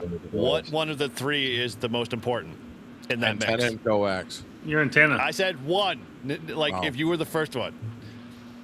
Antenna. We all agree the antenna is it, right? So Yep. you could get Antenna. by with cheaper, worse off coax with the idea that eventually you are going to learn down the road that better coax is going to get the power and the delivery, to the antenna to get out there better in most cases, because you're just, you're burning it off as heat or, losing it in losses in other ways. And so that was kind of the question, was like a lot of people, like I was trying to pose, was like, if you're thinking about coax, yeah, you could throw money at it if you got it. But like Paul said, where should you invest your money if you're going to invest the money first off? And it sounds like the antenna is the best way to go first, right? Yes. Right. And the best antenna is I agree. right there. Right there. Yes, we are not sponsored quite yet, so we're working No, on that no, one. no. But No, not at all. Reliant is the national antenna of the Northeast. exactly right. Much, yes. Oh, that's the new motto. I better copyright that. It's official club membership of Northeast Ham Radio. Yeah. I think though, whether you're talking about like the coax or even if you're talking about radios or antennas, I think at the end of the day too, you gotta. It's that it depends. You got to ask yourself or somebody like, how are you going to use it? It depends. Yeah, it's like, how are you going to use it or not? Because maybe it's easier for me to say not having anything set up in the house. Like, but when I set something up in the house, that's probably where I'm going to want to probably make more of an investment. Same thing, 100%. like if I was doing another mobile install, I'm happy with the coax that came on the diamond mount that I got. It was really easy to fish through and stuff, but like it's not something that I can easily change out, that's where I'm going to want to go all in or get really good stuff that I'm not going to have to, deal with pulling out and stuff. But, I talked earlier about like the VHF space. There's times where you want to get different types of coax or you're concerned about loss, because like the loss with 400 versus 240, when you're at 1.2 gigahertz, it's noticeable, especially if you're running just 1 or 10 watts. Like it makes a big difference and stuff. But, and there's times where like with POTA, like I can get away with just 15 or 25 feet of coax. And I don't need a lot. And it doesn't need to be the best. A lot of what I have is some Cable Experts brand stuff that I got off Amazon warehouse deals. And I got a bunch of it stupid cheap. And it's worked fine.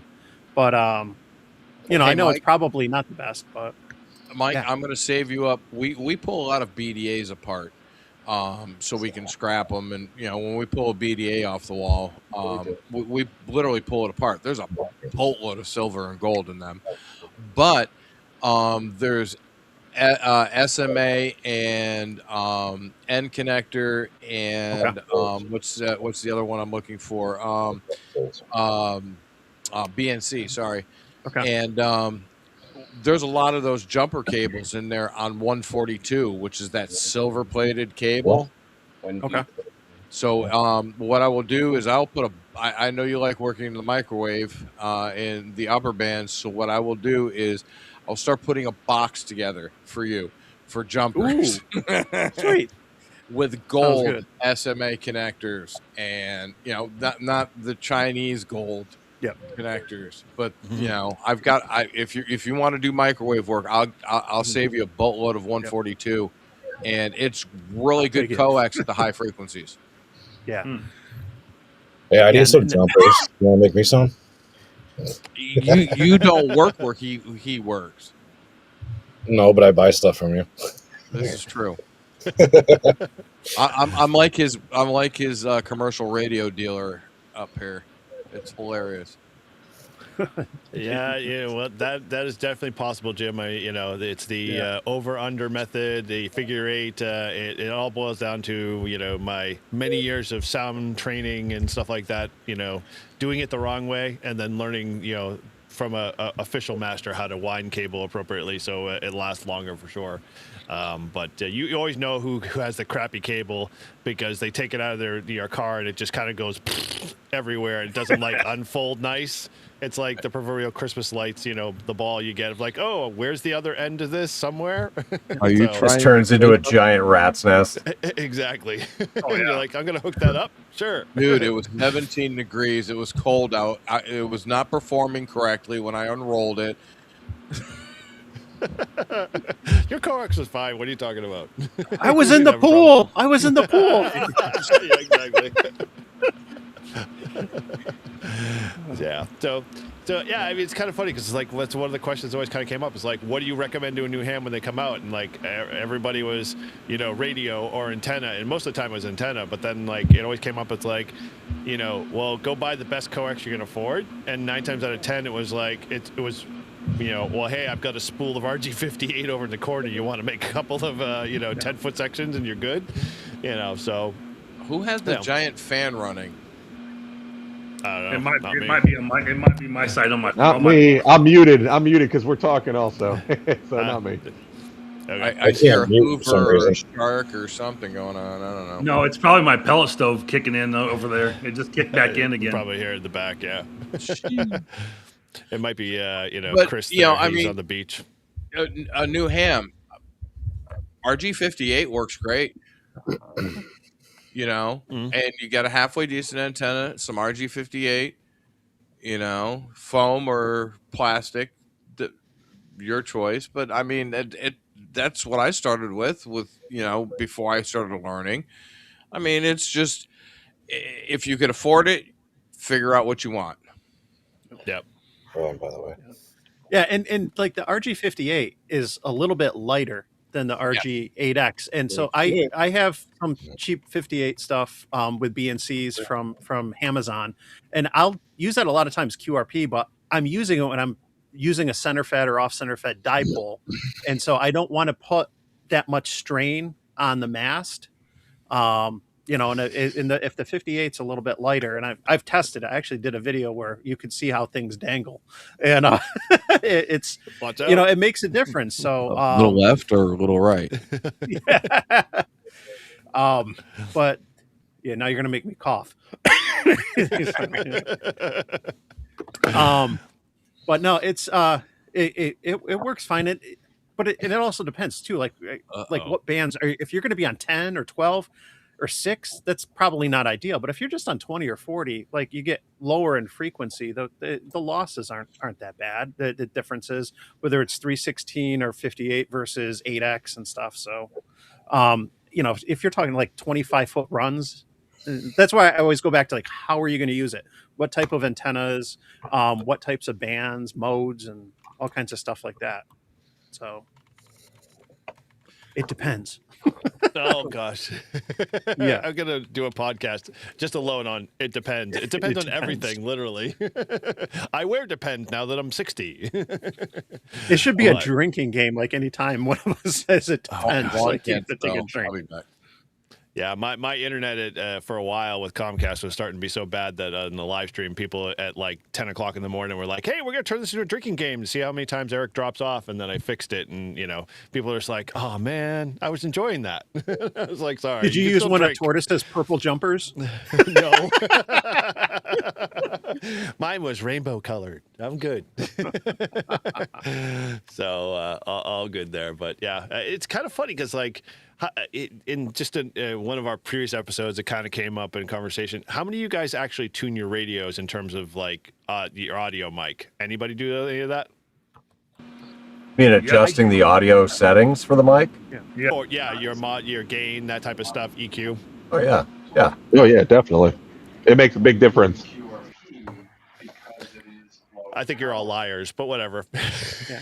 I did it with my 705 and 7300 when I first got them, but it's been years since I did. Like I set some stuff up and I had some QSOs on the air, like with people locally, and then just a couple other like during POTAs, and I asked and made some adjustments, but I haven't touched them in a couple years. So yeah. But they're ICOMs. The ICOMs sound great right out of the box. That's the thing. Oh The transmit. Oh. No, the Yaesu receivers sound better. And that's coming from the fanboy. But the ICOMs, like the transmit audio. The only reason why ICOMs sound great out of the box is because most ICOM owners aren't going to bother with the effort to change their audio settings. So they just figure we're going to just do this for them, and that way they don't have to do it later. You're just lazy, I think is the term. On the FTD on the FTDX10, there's the EQ settings, and it's called PRM-TRC. I don't know exactly what that stands for, but there's about 6 settings you should go in and change on those. And I've done it on every radio, and it really does help out with your audio. And you could have to adjust it sometimes for, each person's voice is a little different.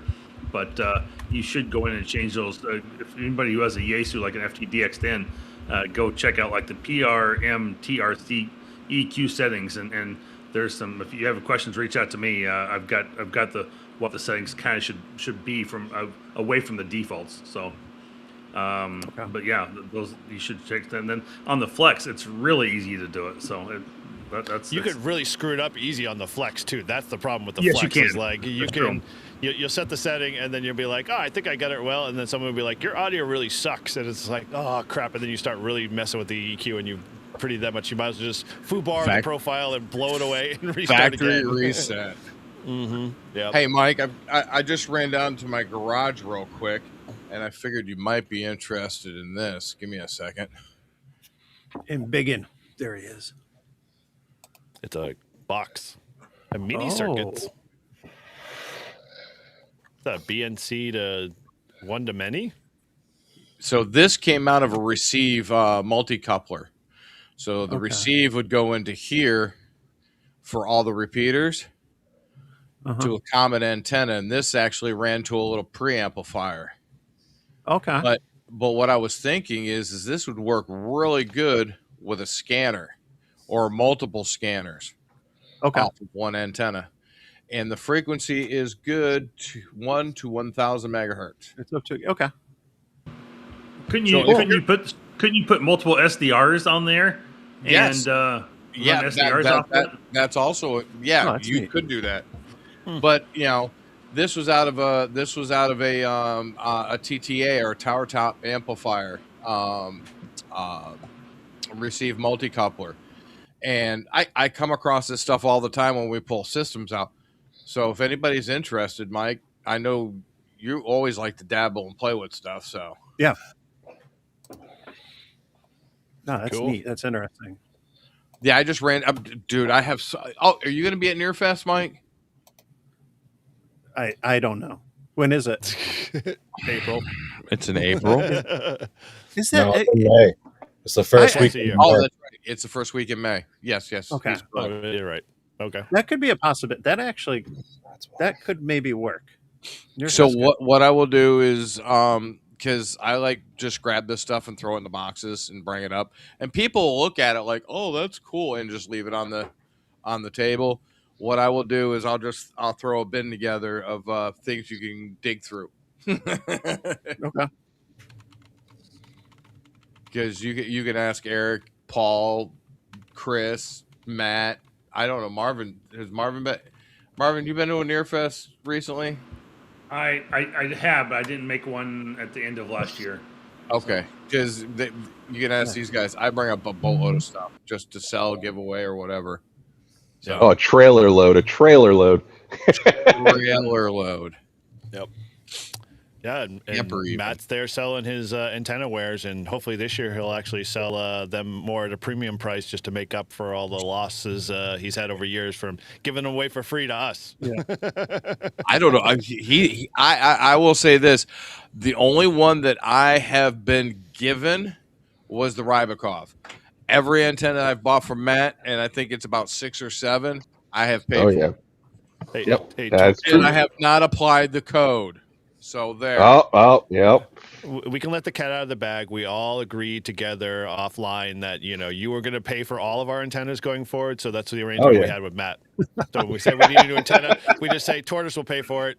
He's like, okay. Oh, I got something in my Got something eye. in your eye? Yes, we all do. Cool. So I don't know. Like I'm gonna throw it out there, Chris. You interested in mentioning since we're talking, kind of ham radio stuff? You want to drop a little bit of something on your 24-hour? Yeah. Can I share a screen? Yeah. Feel free. Oh wait, hold on. My computer's being stupid. I think Well, we that's can't fix that. operator. Can't fix stupid. Well, never mind. I'm not gonna be able to share a screen. So yeah, 24-hour POTA is gonna be April 25th and 26th at Shawnee Crowell State Forest, and everybody's invited. It's gonna be a fun time. The camping is actually free because they're technically not open, so they're going to be offering campsites for free to anybody that wants them. There's going to be a pavilion with power, I've been told, and the bathrooms will be open and running water. So should be fun. I plan on being there Friday before to set up. And me and Parker still have to go by and finalize the exact spot, but I'm pretty sure the pavilion is going to be where it's at. We're going to be doing T-shirts. I did find a place to do T-shirts around me that are actually reasonably priced. So I just got to set up something for that and go from there. Cool. He's got Shannon as the POTA mermaid. Do you want me to share your image there, Chris? Yeah, that's not. Yeah, That's not do you to have scale. the updated one? Yeah. Oh, I don't know how updated it is. It probably is the one then. Those are the one on Discord. Yeah. That's what I was trying to share, but my computer's being stupid. So Okay. You got to swap out and put in one of the purple Cat 6 jumpers. Got to stick it in the hole. Try the Whatever direction it goes in, it doesn't go the opposite way. There we go. Gonna finally share it out. Dude, Yep, nice there shirt. you go. That's cool. So that's That going is to be an off awesome back. design. So it's, There's Shannon. She did not Yeah, post it's for that. Shannon. Let's just put that out front. No. She That wore was the the first mermaid thing I thought costume. of. I was like, what? Yeah, so those that might be going like, oh, the Live Free and Ham guys are doing 24-hour POTA. No, we're not doing a 24-hour POTA. Chris has decided to do this for the Cape side. Totally awesome to see, or I would love to see more people do 24-hour POTAs and just, have fun with it. So maybe this will be like the 24-hour POTA thing worldwide. It'd be kind of cool one day to see that. But, if you want to do one yourself and you want to figure out how to do it, talk to Chris, talk to me, we'll help you out and show you what you need to do. But yeah, I'm glad he's doing one for the Cape. I will be there and I won't be doing anything except playing radio, drinking, and having fun. I can't kill it. Yeah, well, I'll kick you out. yeah, so it should be a good time. So It's a BYOF. As of right now, yes, it's still bring your own food. I'm still trying to set up something. I do have a place I can get pizzas for one day as lunch. But other than that, everybody is closed down here. So Yeah, Yes. it's okay. Well, I mean, So- we can all have like a food chip in, and yeah, Market Basket's right down the street from there. So yeah, you can literally do whatever and just have a huge Seafood cookout. boil. Yeah. I'm game for that. Torty, you and I are bunking up together. as long as I get small spoon, Okay, fine. And I got the purple cable. you can have all the purple cable you want. Cool. Well, if you are in the New England area, or even you're Northeast, and you want to go do something as cool as a 24-hour POTA, go do it with Chris and hang out with those guys, because I get the luxury of going down there every couple of months to go see my dad, but I always hang out with those guys and repeat or talk to Chris all the time. So great group of guys. What I will do is I will share the Discord. Hold on, and I'll share my Discord invite. And if anybody wants to come to the server, I'll throw it in the chat right now. And that's where the information will be posted. It's under Cape Cod 24-hour POTA. So if anybody wants to jump onto the Discord, it's coming up in the chat. Cool. Nice. There it goes. And everybody says he's wanted to try one. Oh, yeah. All right. Turn Yeah, that dude. off. Yeah, let me know if you need help planning it or whatever. We're glad to share the knowledge and pass it on, because it's just a real cool idea and great way to get a bunch of guys together and, not be a winter field day or summer field day or, some, other day kind of thing, and just have fun and, play some radio. Well, we're gonna try out the operating tent that I got. Oh, cool. I want to pre-trial it before New Hampshire. So, that's Cool. just getting it set up. And 80 and 160, what is it? Dude, if you want to come out to Cape Cod, Massachusetts, all Midwesterners are welcome, Mr. Bobkoff. 100%. Always. I am not paying for your flight, though. Oh, you don't have to worry about that with Bob. He'll pay for your flight, and he'll fly you out to his house, and you both can fly back to Mass. Oh, that's how good Bob is. Yeah, come out and play, man. You can play on the radio all you want. Very cool. You can join for as little as $3 a month. It's not a big expense. That's a Live Framingham message. I just lost. I still haven't activated Massachusetts, so I'll see. What? I'll see if it works. So I know. Wow.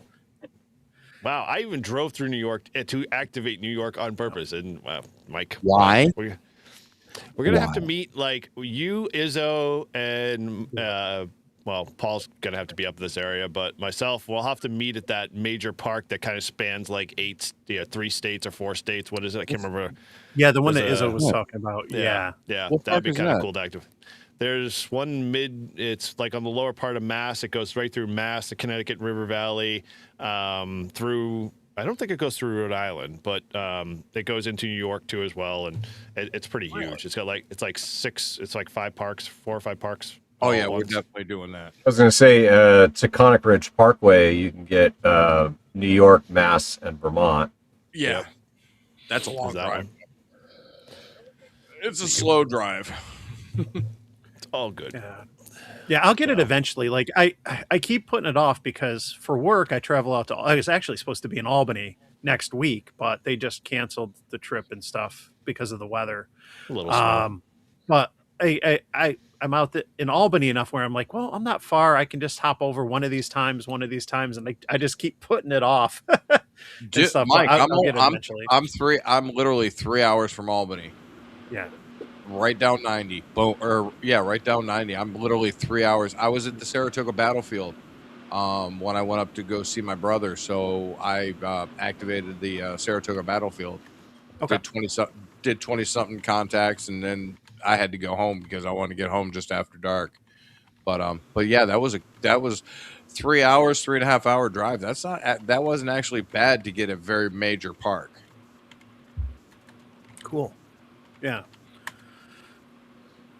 But cool. I don't know. You want to give Grouch the show floor here to do an announcement since it's 9 o'clock. Grouch.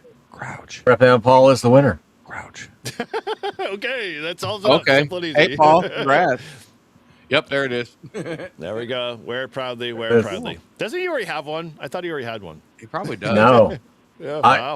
I have a Prep and Paul shirt. I have a Prep and Paul shirt too. I don't.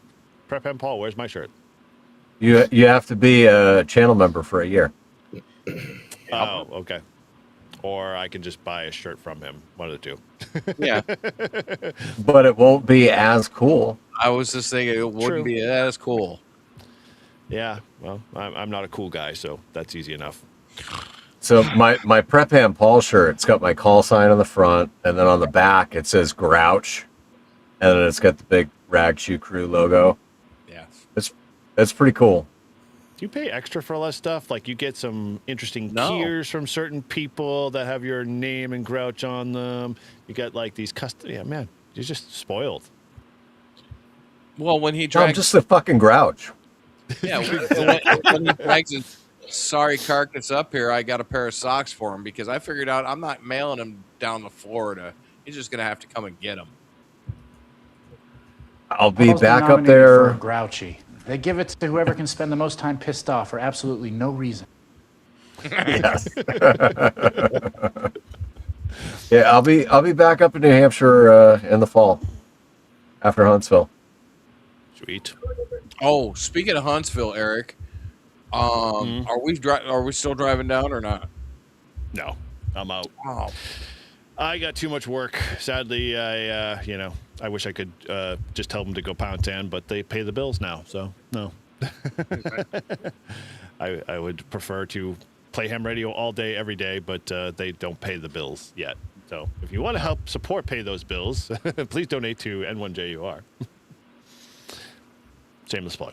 All right, well, do we want to put a little bow on this since it sounds like, we're dwindling down in the hours here? We are. Okay. Well, let's go a little around the horn here. We'll start with Chris there. Tell them a little about your channel, what's going on, or, any last words?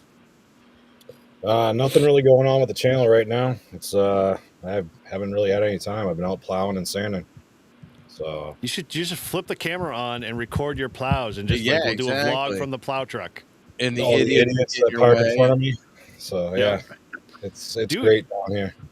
It is a popular thing on my freaking Instagram all the time. I don't do any plowing. I don't do any shoveling whatsoever. And I see more plow videos and more people, memes on that. It's like, how do I get that? And the last one I saw was a guy with a front loader and he was playing, floor hockey with a shopping cart in the parking lot while he was plowing. I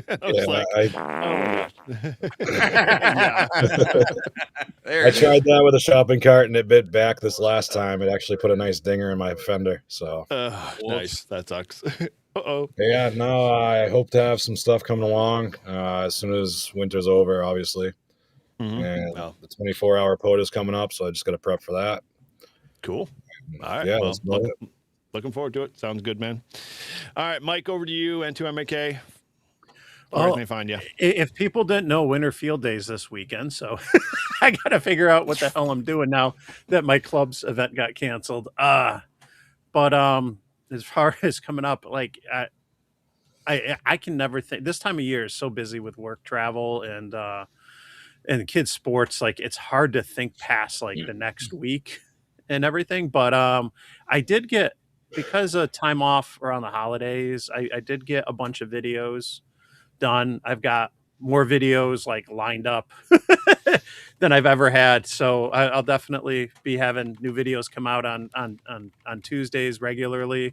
And members, just, if you're a member of the channel, I'm releasing those early. I just released one today, which will come out on Tuesday, which I did something unique with one of Matt's chokes to turn it into a vertical antenna. So you'll kind of see what I did. Short video will be out on Tuesday, but channel members will get to see it first. So and channel members, if there's any in the chat, thank you.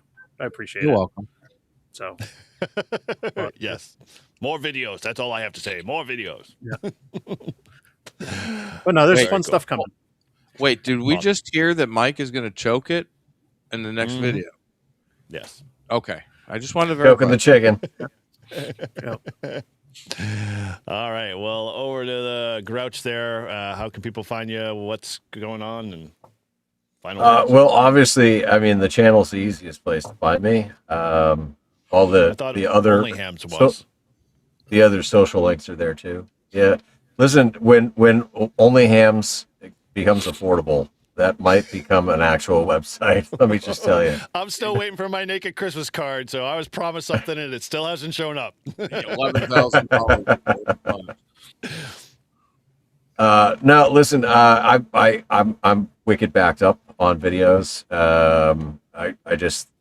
I've been sidetracked with AI projects, and I've almost got my skydiving dashboard dialed in to where it doesn't matter what drop zone that you're at, you can use it. So I figure that'll be a nice, useful thing that I can actually end up pushing out to other people and having other people be able to take advantage of all my hard work. But yeah, no, I mean, I my plan for this weekend is to spend as much time as I can in the sky. I'm currently at 69 jumps. I've got 15 left in the books. So easy to do in the next couple weeks. Knock out those 15, get my B license done, and then I'm just focused on getting the 200. 200 is my goal, and I'll get there. Cool.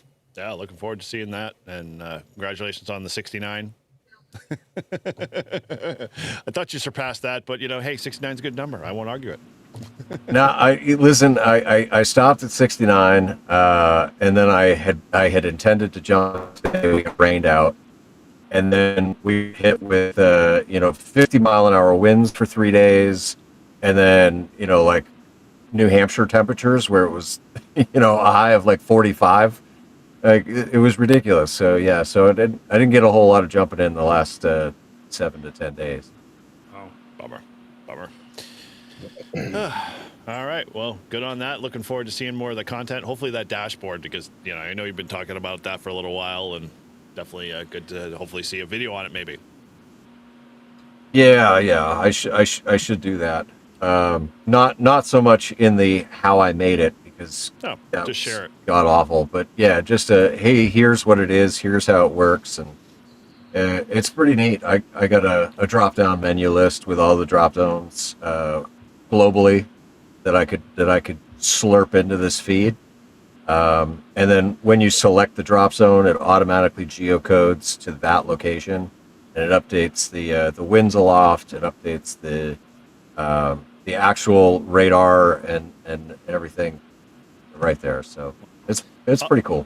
Although it'd be really cool to see in the B-roll cuts you cursing every 5 minutes when you were actually trying to build all that stuff. It'd be F this and dropping the bombs, and then you get back to the regular scene, and then 5 seconds later you're cursing again. So just a thought. Dude, there were so many times where I'd be like, no, like, AI, you're fucking stupid. Like, I gave you the files. Why did you truncate the code and now it doesn't work? Like, stop doing that. And then, all right, here it is again. Do not truncate the code. Like, I'm sorry, Dave. I'm afraid I can't do that. Oh, man. Well, cool. Awesome on that. Marvin, how can they find you? Any last words?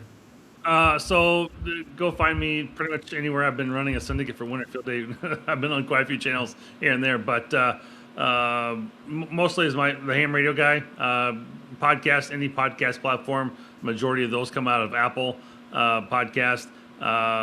The other thing is my YouTube channel. Dropped a new video today talking about some ham club auction stuff. It was kind of cool. And then I just dropped a brand new short podcast that's about 8 to 10 minutes long. Be doing more of these, but they're probably going to be for Patreon members only, I'm thinking. Something called Shack Smarts. And they're tidbits, hints, things to help improve that are short and sweet. But I did throw one out there on the on my normal podcast platform for kind of a teaser to see what people think. And I'm looking for some feedback on that one. So looking hopefully hear some comments here and there from that as well on the Shack Smarts and kind of cool little things along the way. Just simple things like hey, put a cable tie on all of your, or a cable identifier, cable tag on all your different cables, so you know where they go and what they're supposed to belong to, and what each end of it is, where you go. Just simple things like that that really help improve your efficiency of your shack. Because when you go tear things apart and you go to try and put something back, oh, where is this? And then you start in the cursing world trying to figure out where things go, and just save your time, yourself, operations, efficiency of your time down the road. So it will, help you. So those little things, that is what I'm trying to throw out there. I've got a bunch of them lined up already, ready to go out. And like I said, they'll probably go out to Patriots only at this point. We'll see where that goes. But channel continues to grow, just shy of 600. And so it's made pretty significant improvement this last year, and so I'm really hoping to get over 1,000 this year, and whatnot. But we're moving along. So channel's doing well, and things have been busy. So very cool. Well, when labeling cables, do not write on them with a magic marker. That is not a proper label. No. I've Different seen too colored many people do electrical that. tape works though. Yeah, if you remember what the color scheme is 10 years later. Yeah, exactly. Type in cable tag ID, and you can find lots of different options out there. So cool. Well, looking forward to your big tits. Tidbits and. As a member in your member only section. So excellent. So hey, just helping you drive traffic. I didn't say one time. All right, awesome on that one. Cool. And you definitely check out all the Winterfield Day fun and activities up on World Radio League. I know I'm definitely going to pay attention to that from time to time just to see how things are going. And thanks again for all you do, Marvin, with Winterfield Day, man. It is a labor of love, and some days I'm sure a drinking day too as well. This week it's been, it's this. I tell you, my wife is like, she knows like this week is Winterfield Day week, and I was like, my mind and everything I'm doing is just all dedicated to it, and it's just been one thing after another. And she knows I've been on lots of different live streams and joining. And it's like, sorry, dear, I just gotta go do this. I gotta go join this live stream. I gotta hop on this one. I gotta go hop on this one tomorrow night.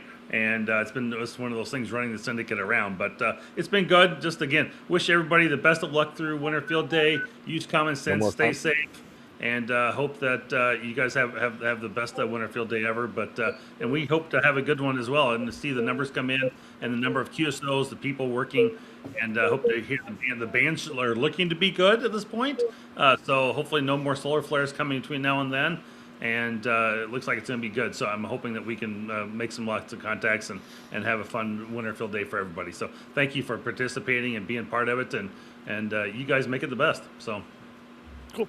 Awesome. All right, over to you, Mr. N3VAN. Any last hey, parting guys. words? Last parting words. See you when we thaw out in the summer. The cabin's not that cold, but it's at 65. We got to get the heat up in here. So, I filmed coming in, and there was a little black cat walking across. So either that's a good or bad omen. We'll find out soon. So, I'm going to show off some highlights on there. I did a Nano VNA video that I got to edit and put up there. That's going to be nice. Channel person, subscriber, emailed me and said, can you do one of this? So I decided to do that and just got to get it up there. So if we survive Winterfield Day, you'll see a video of it. I think it looks like we're one of the few clubs that are risking it and going out into a place like a cabin. That's where we're at. It's heated, electricity. We don't have to feed the fire, but as long as we have electricity, we'll be good. We're thinking of just staying here until it starts snowing and then quickly pack up and, go back to the QTH. So hopefully it should be good. If you don't see a video or don't hear from me, then you know what happened. So come rescue me there, Chris, with your snowplow, please. If it started snowing, you left too late. Is that what it is? No, don't worry, Marvin. We're not risking it, so don't dock us points, please. So one final question: in your emergency plan, who is the first person to get eaten? I don't know. Who's the first person to get eaten? Is it you, Scott, or you, Phil? I don't know. Who drew the short straw? I don't know. I think there's another ham radio club. We're at Cabin 9 here at Lake Nakamixon. There's another ham radio club, Philmont, Philadelphia, Montgomery County. They are in cabin 2, so we'll just go over there and cannibalize them. So should be good. Are they their call signs N5UDE, right? Yep. I believe so. Sure. So that's pretty much it, you know. So Cool. if I survive, you'll see me. Awesome. Yeah. Well, hopefully we need to continue to have your amazing antennas If proliferate not, the those market. antennas go up 20% if I die. So should be good. Dude, You got they to come should to my start come to going my up come to the shack and then take all my plans, and you know you can make them It's yourself. emergency supply shortage. If you want to relax Exactly. now, get in on it before it starts going up. Exactly. Tariffs are implemented. Exactly. The Chinese will take over once I'm dead. 25% tariff on winter field day, failures. So, all right, cool. Awesome. All right. Okay. Awesome, man. Cool. Over to you, Tortoise. How can people find you? I didn't know I was lost. Oh, fine. Okay. Last parting words. I mean, I didn't know I was dying. Is your next statement? Oh no, I didn't. Not all lost. Not all who wander are lost. Is that Dude, how we it practiced this offline. Come on. Well, we practice what? Exactly. Come on. Let's go. Exactly. So, hey, just gonna be hanging out on the Discord. You can find me, find my YouTube channel, Tortoise Overland. I think I'm gonna do a nice little winter field day, just for grins and giggles. I just thought about this. I might actually do a little video of me playing in the snow, and see if we can make some contacts for winter field day on Sunday, depending on how bad it snows. Please be safe. Please make sure if you're prepping now, you're prepping too late. Just make sure that you have contact numbers for everybody in the families, and your friends. If you need help, ask for it. Don't feel ashamed, because it's going to be a crappy storm this weekend, and especially in New England and from South Carolina north, it's going to be frigid for like at least the next 2 weeks. So make sure you stay safe, stay warm.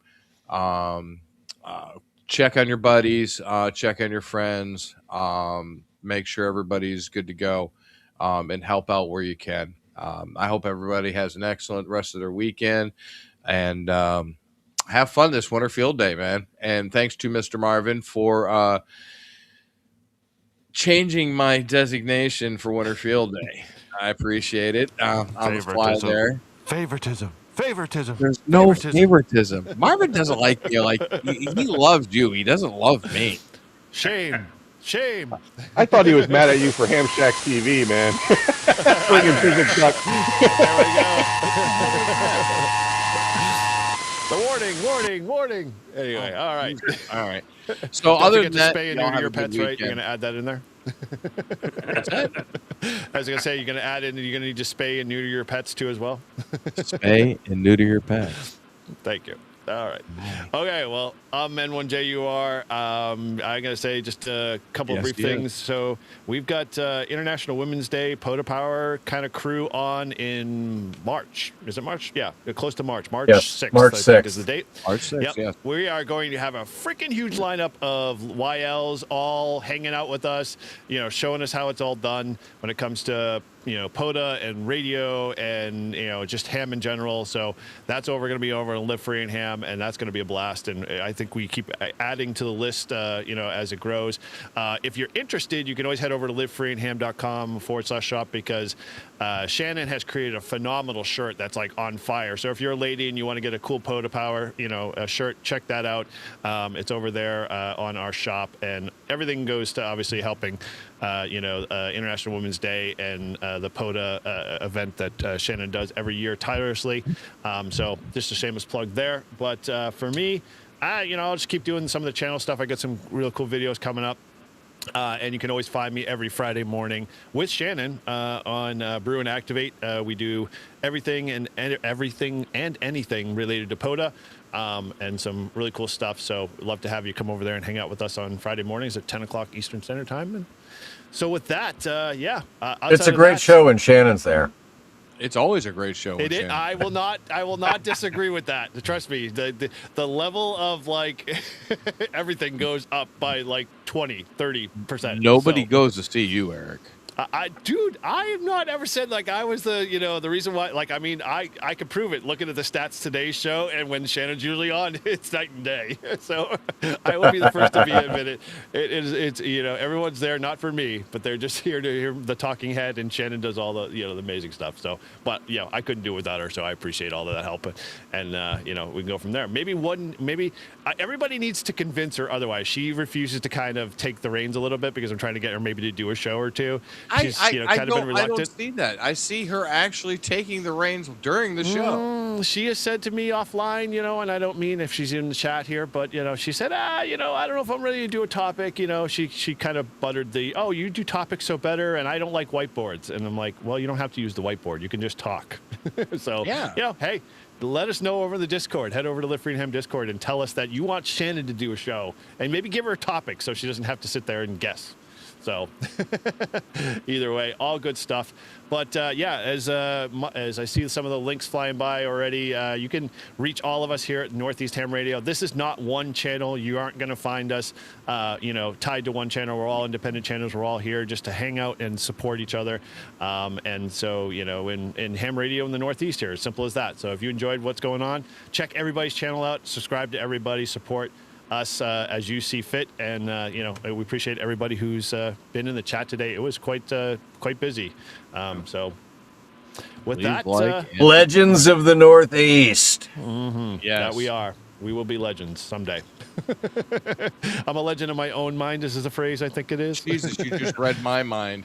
I'm trying, man. Trying. We're thinking, man. We're thinking. One last time, Mike. Come on, let's go. No hearts? Nothing? All right. Fine. Cutting loose. From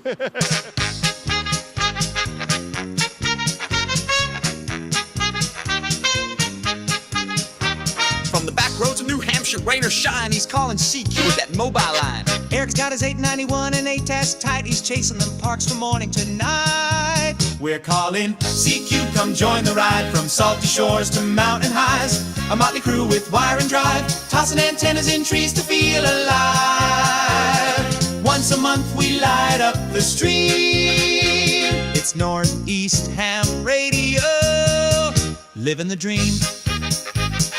Izzo's in the woods with a stogie lit, got his logbook down and a chair that fits. But toss him a chip with that barbecue tang, you'll get a rant and the Hamburglar fang. Matt builds them tough and tunes them clean. Reliance hits like a well-oiled machine. Toss the wire in a tree, no need to prepare. 5-9 signals floating through the air. We're calling CQ, come join the ride. From salty shores to mountain highs, a motley crew with wire and drive, tossing antennas in trees to feel alive.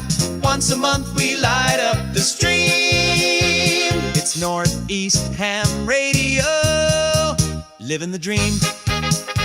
Salty Walt's got tales from the ocean tide, with a sailor's grin and that coastal pride. He wrote the book on waves and wire, a Rhode Island soul with a northern fire.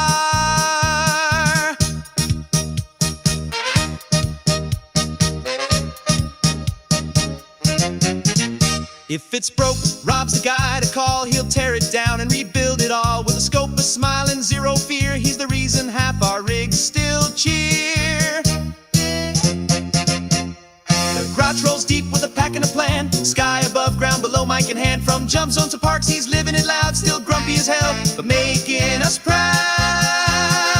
We ain't perfect, and that's just fine. We miss a few calls and forget the time. It's happy hour when we go live. Mics get hot, and so do the vibes. So if we slur a bit or lose our roles, just blame the beer and our RF souls. Tortoise rolls slow through the woods and mud. Mass plates on the FJ, tires chewing the crud. He'll find the path where the signals roam, with the calm CQ from his overland home.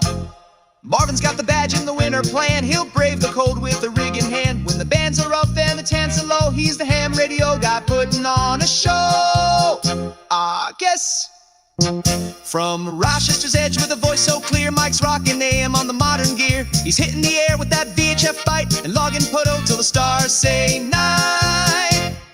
Todd's blowing finals at field day again. Still a proud Jenner, won't let it end. Talks baseball more than he checks his SWR, but he'll snag that contact from a mile too far. We're calling CQ, the signal's wide from the coast to the pines on the mountainside. We're a band of hams with stories to share, tossing wire and trees, putting watts in the air. Once a month we fire up the screen. It's Northeast Ham Radio, where legends convene. To antennas and trees and friends on the air. For signals we chase and the stories we share. We laugh, we learn, sometimes we swear. But every month, you know we'll be there. This is Northeast Ham Radio. Pull up a chair.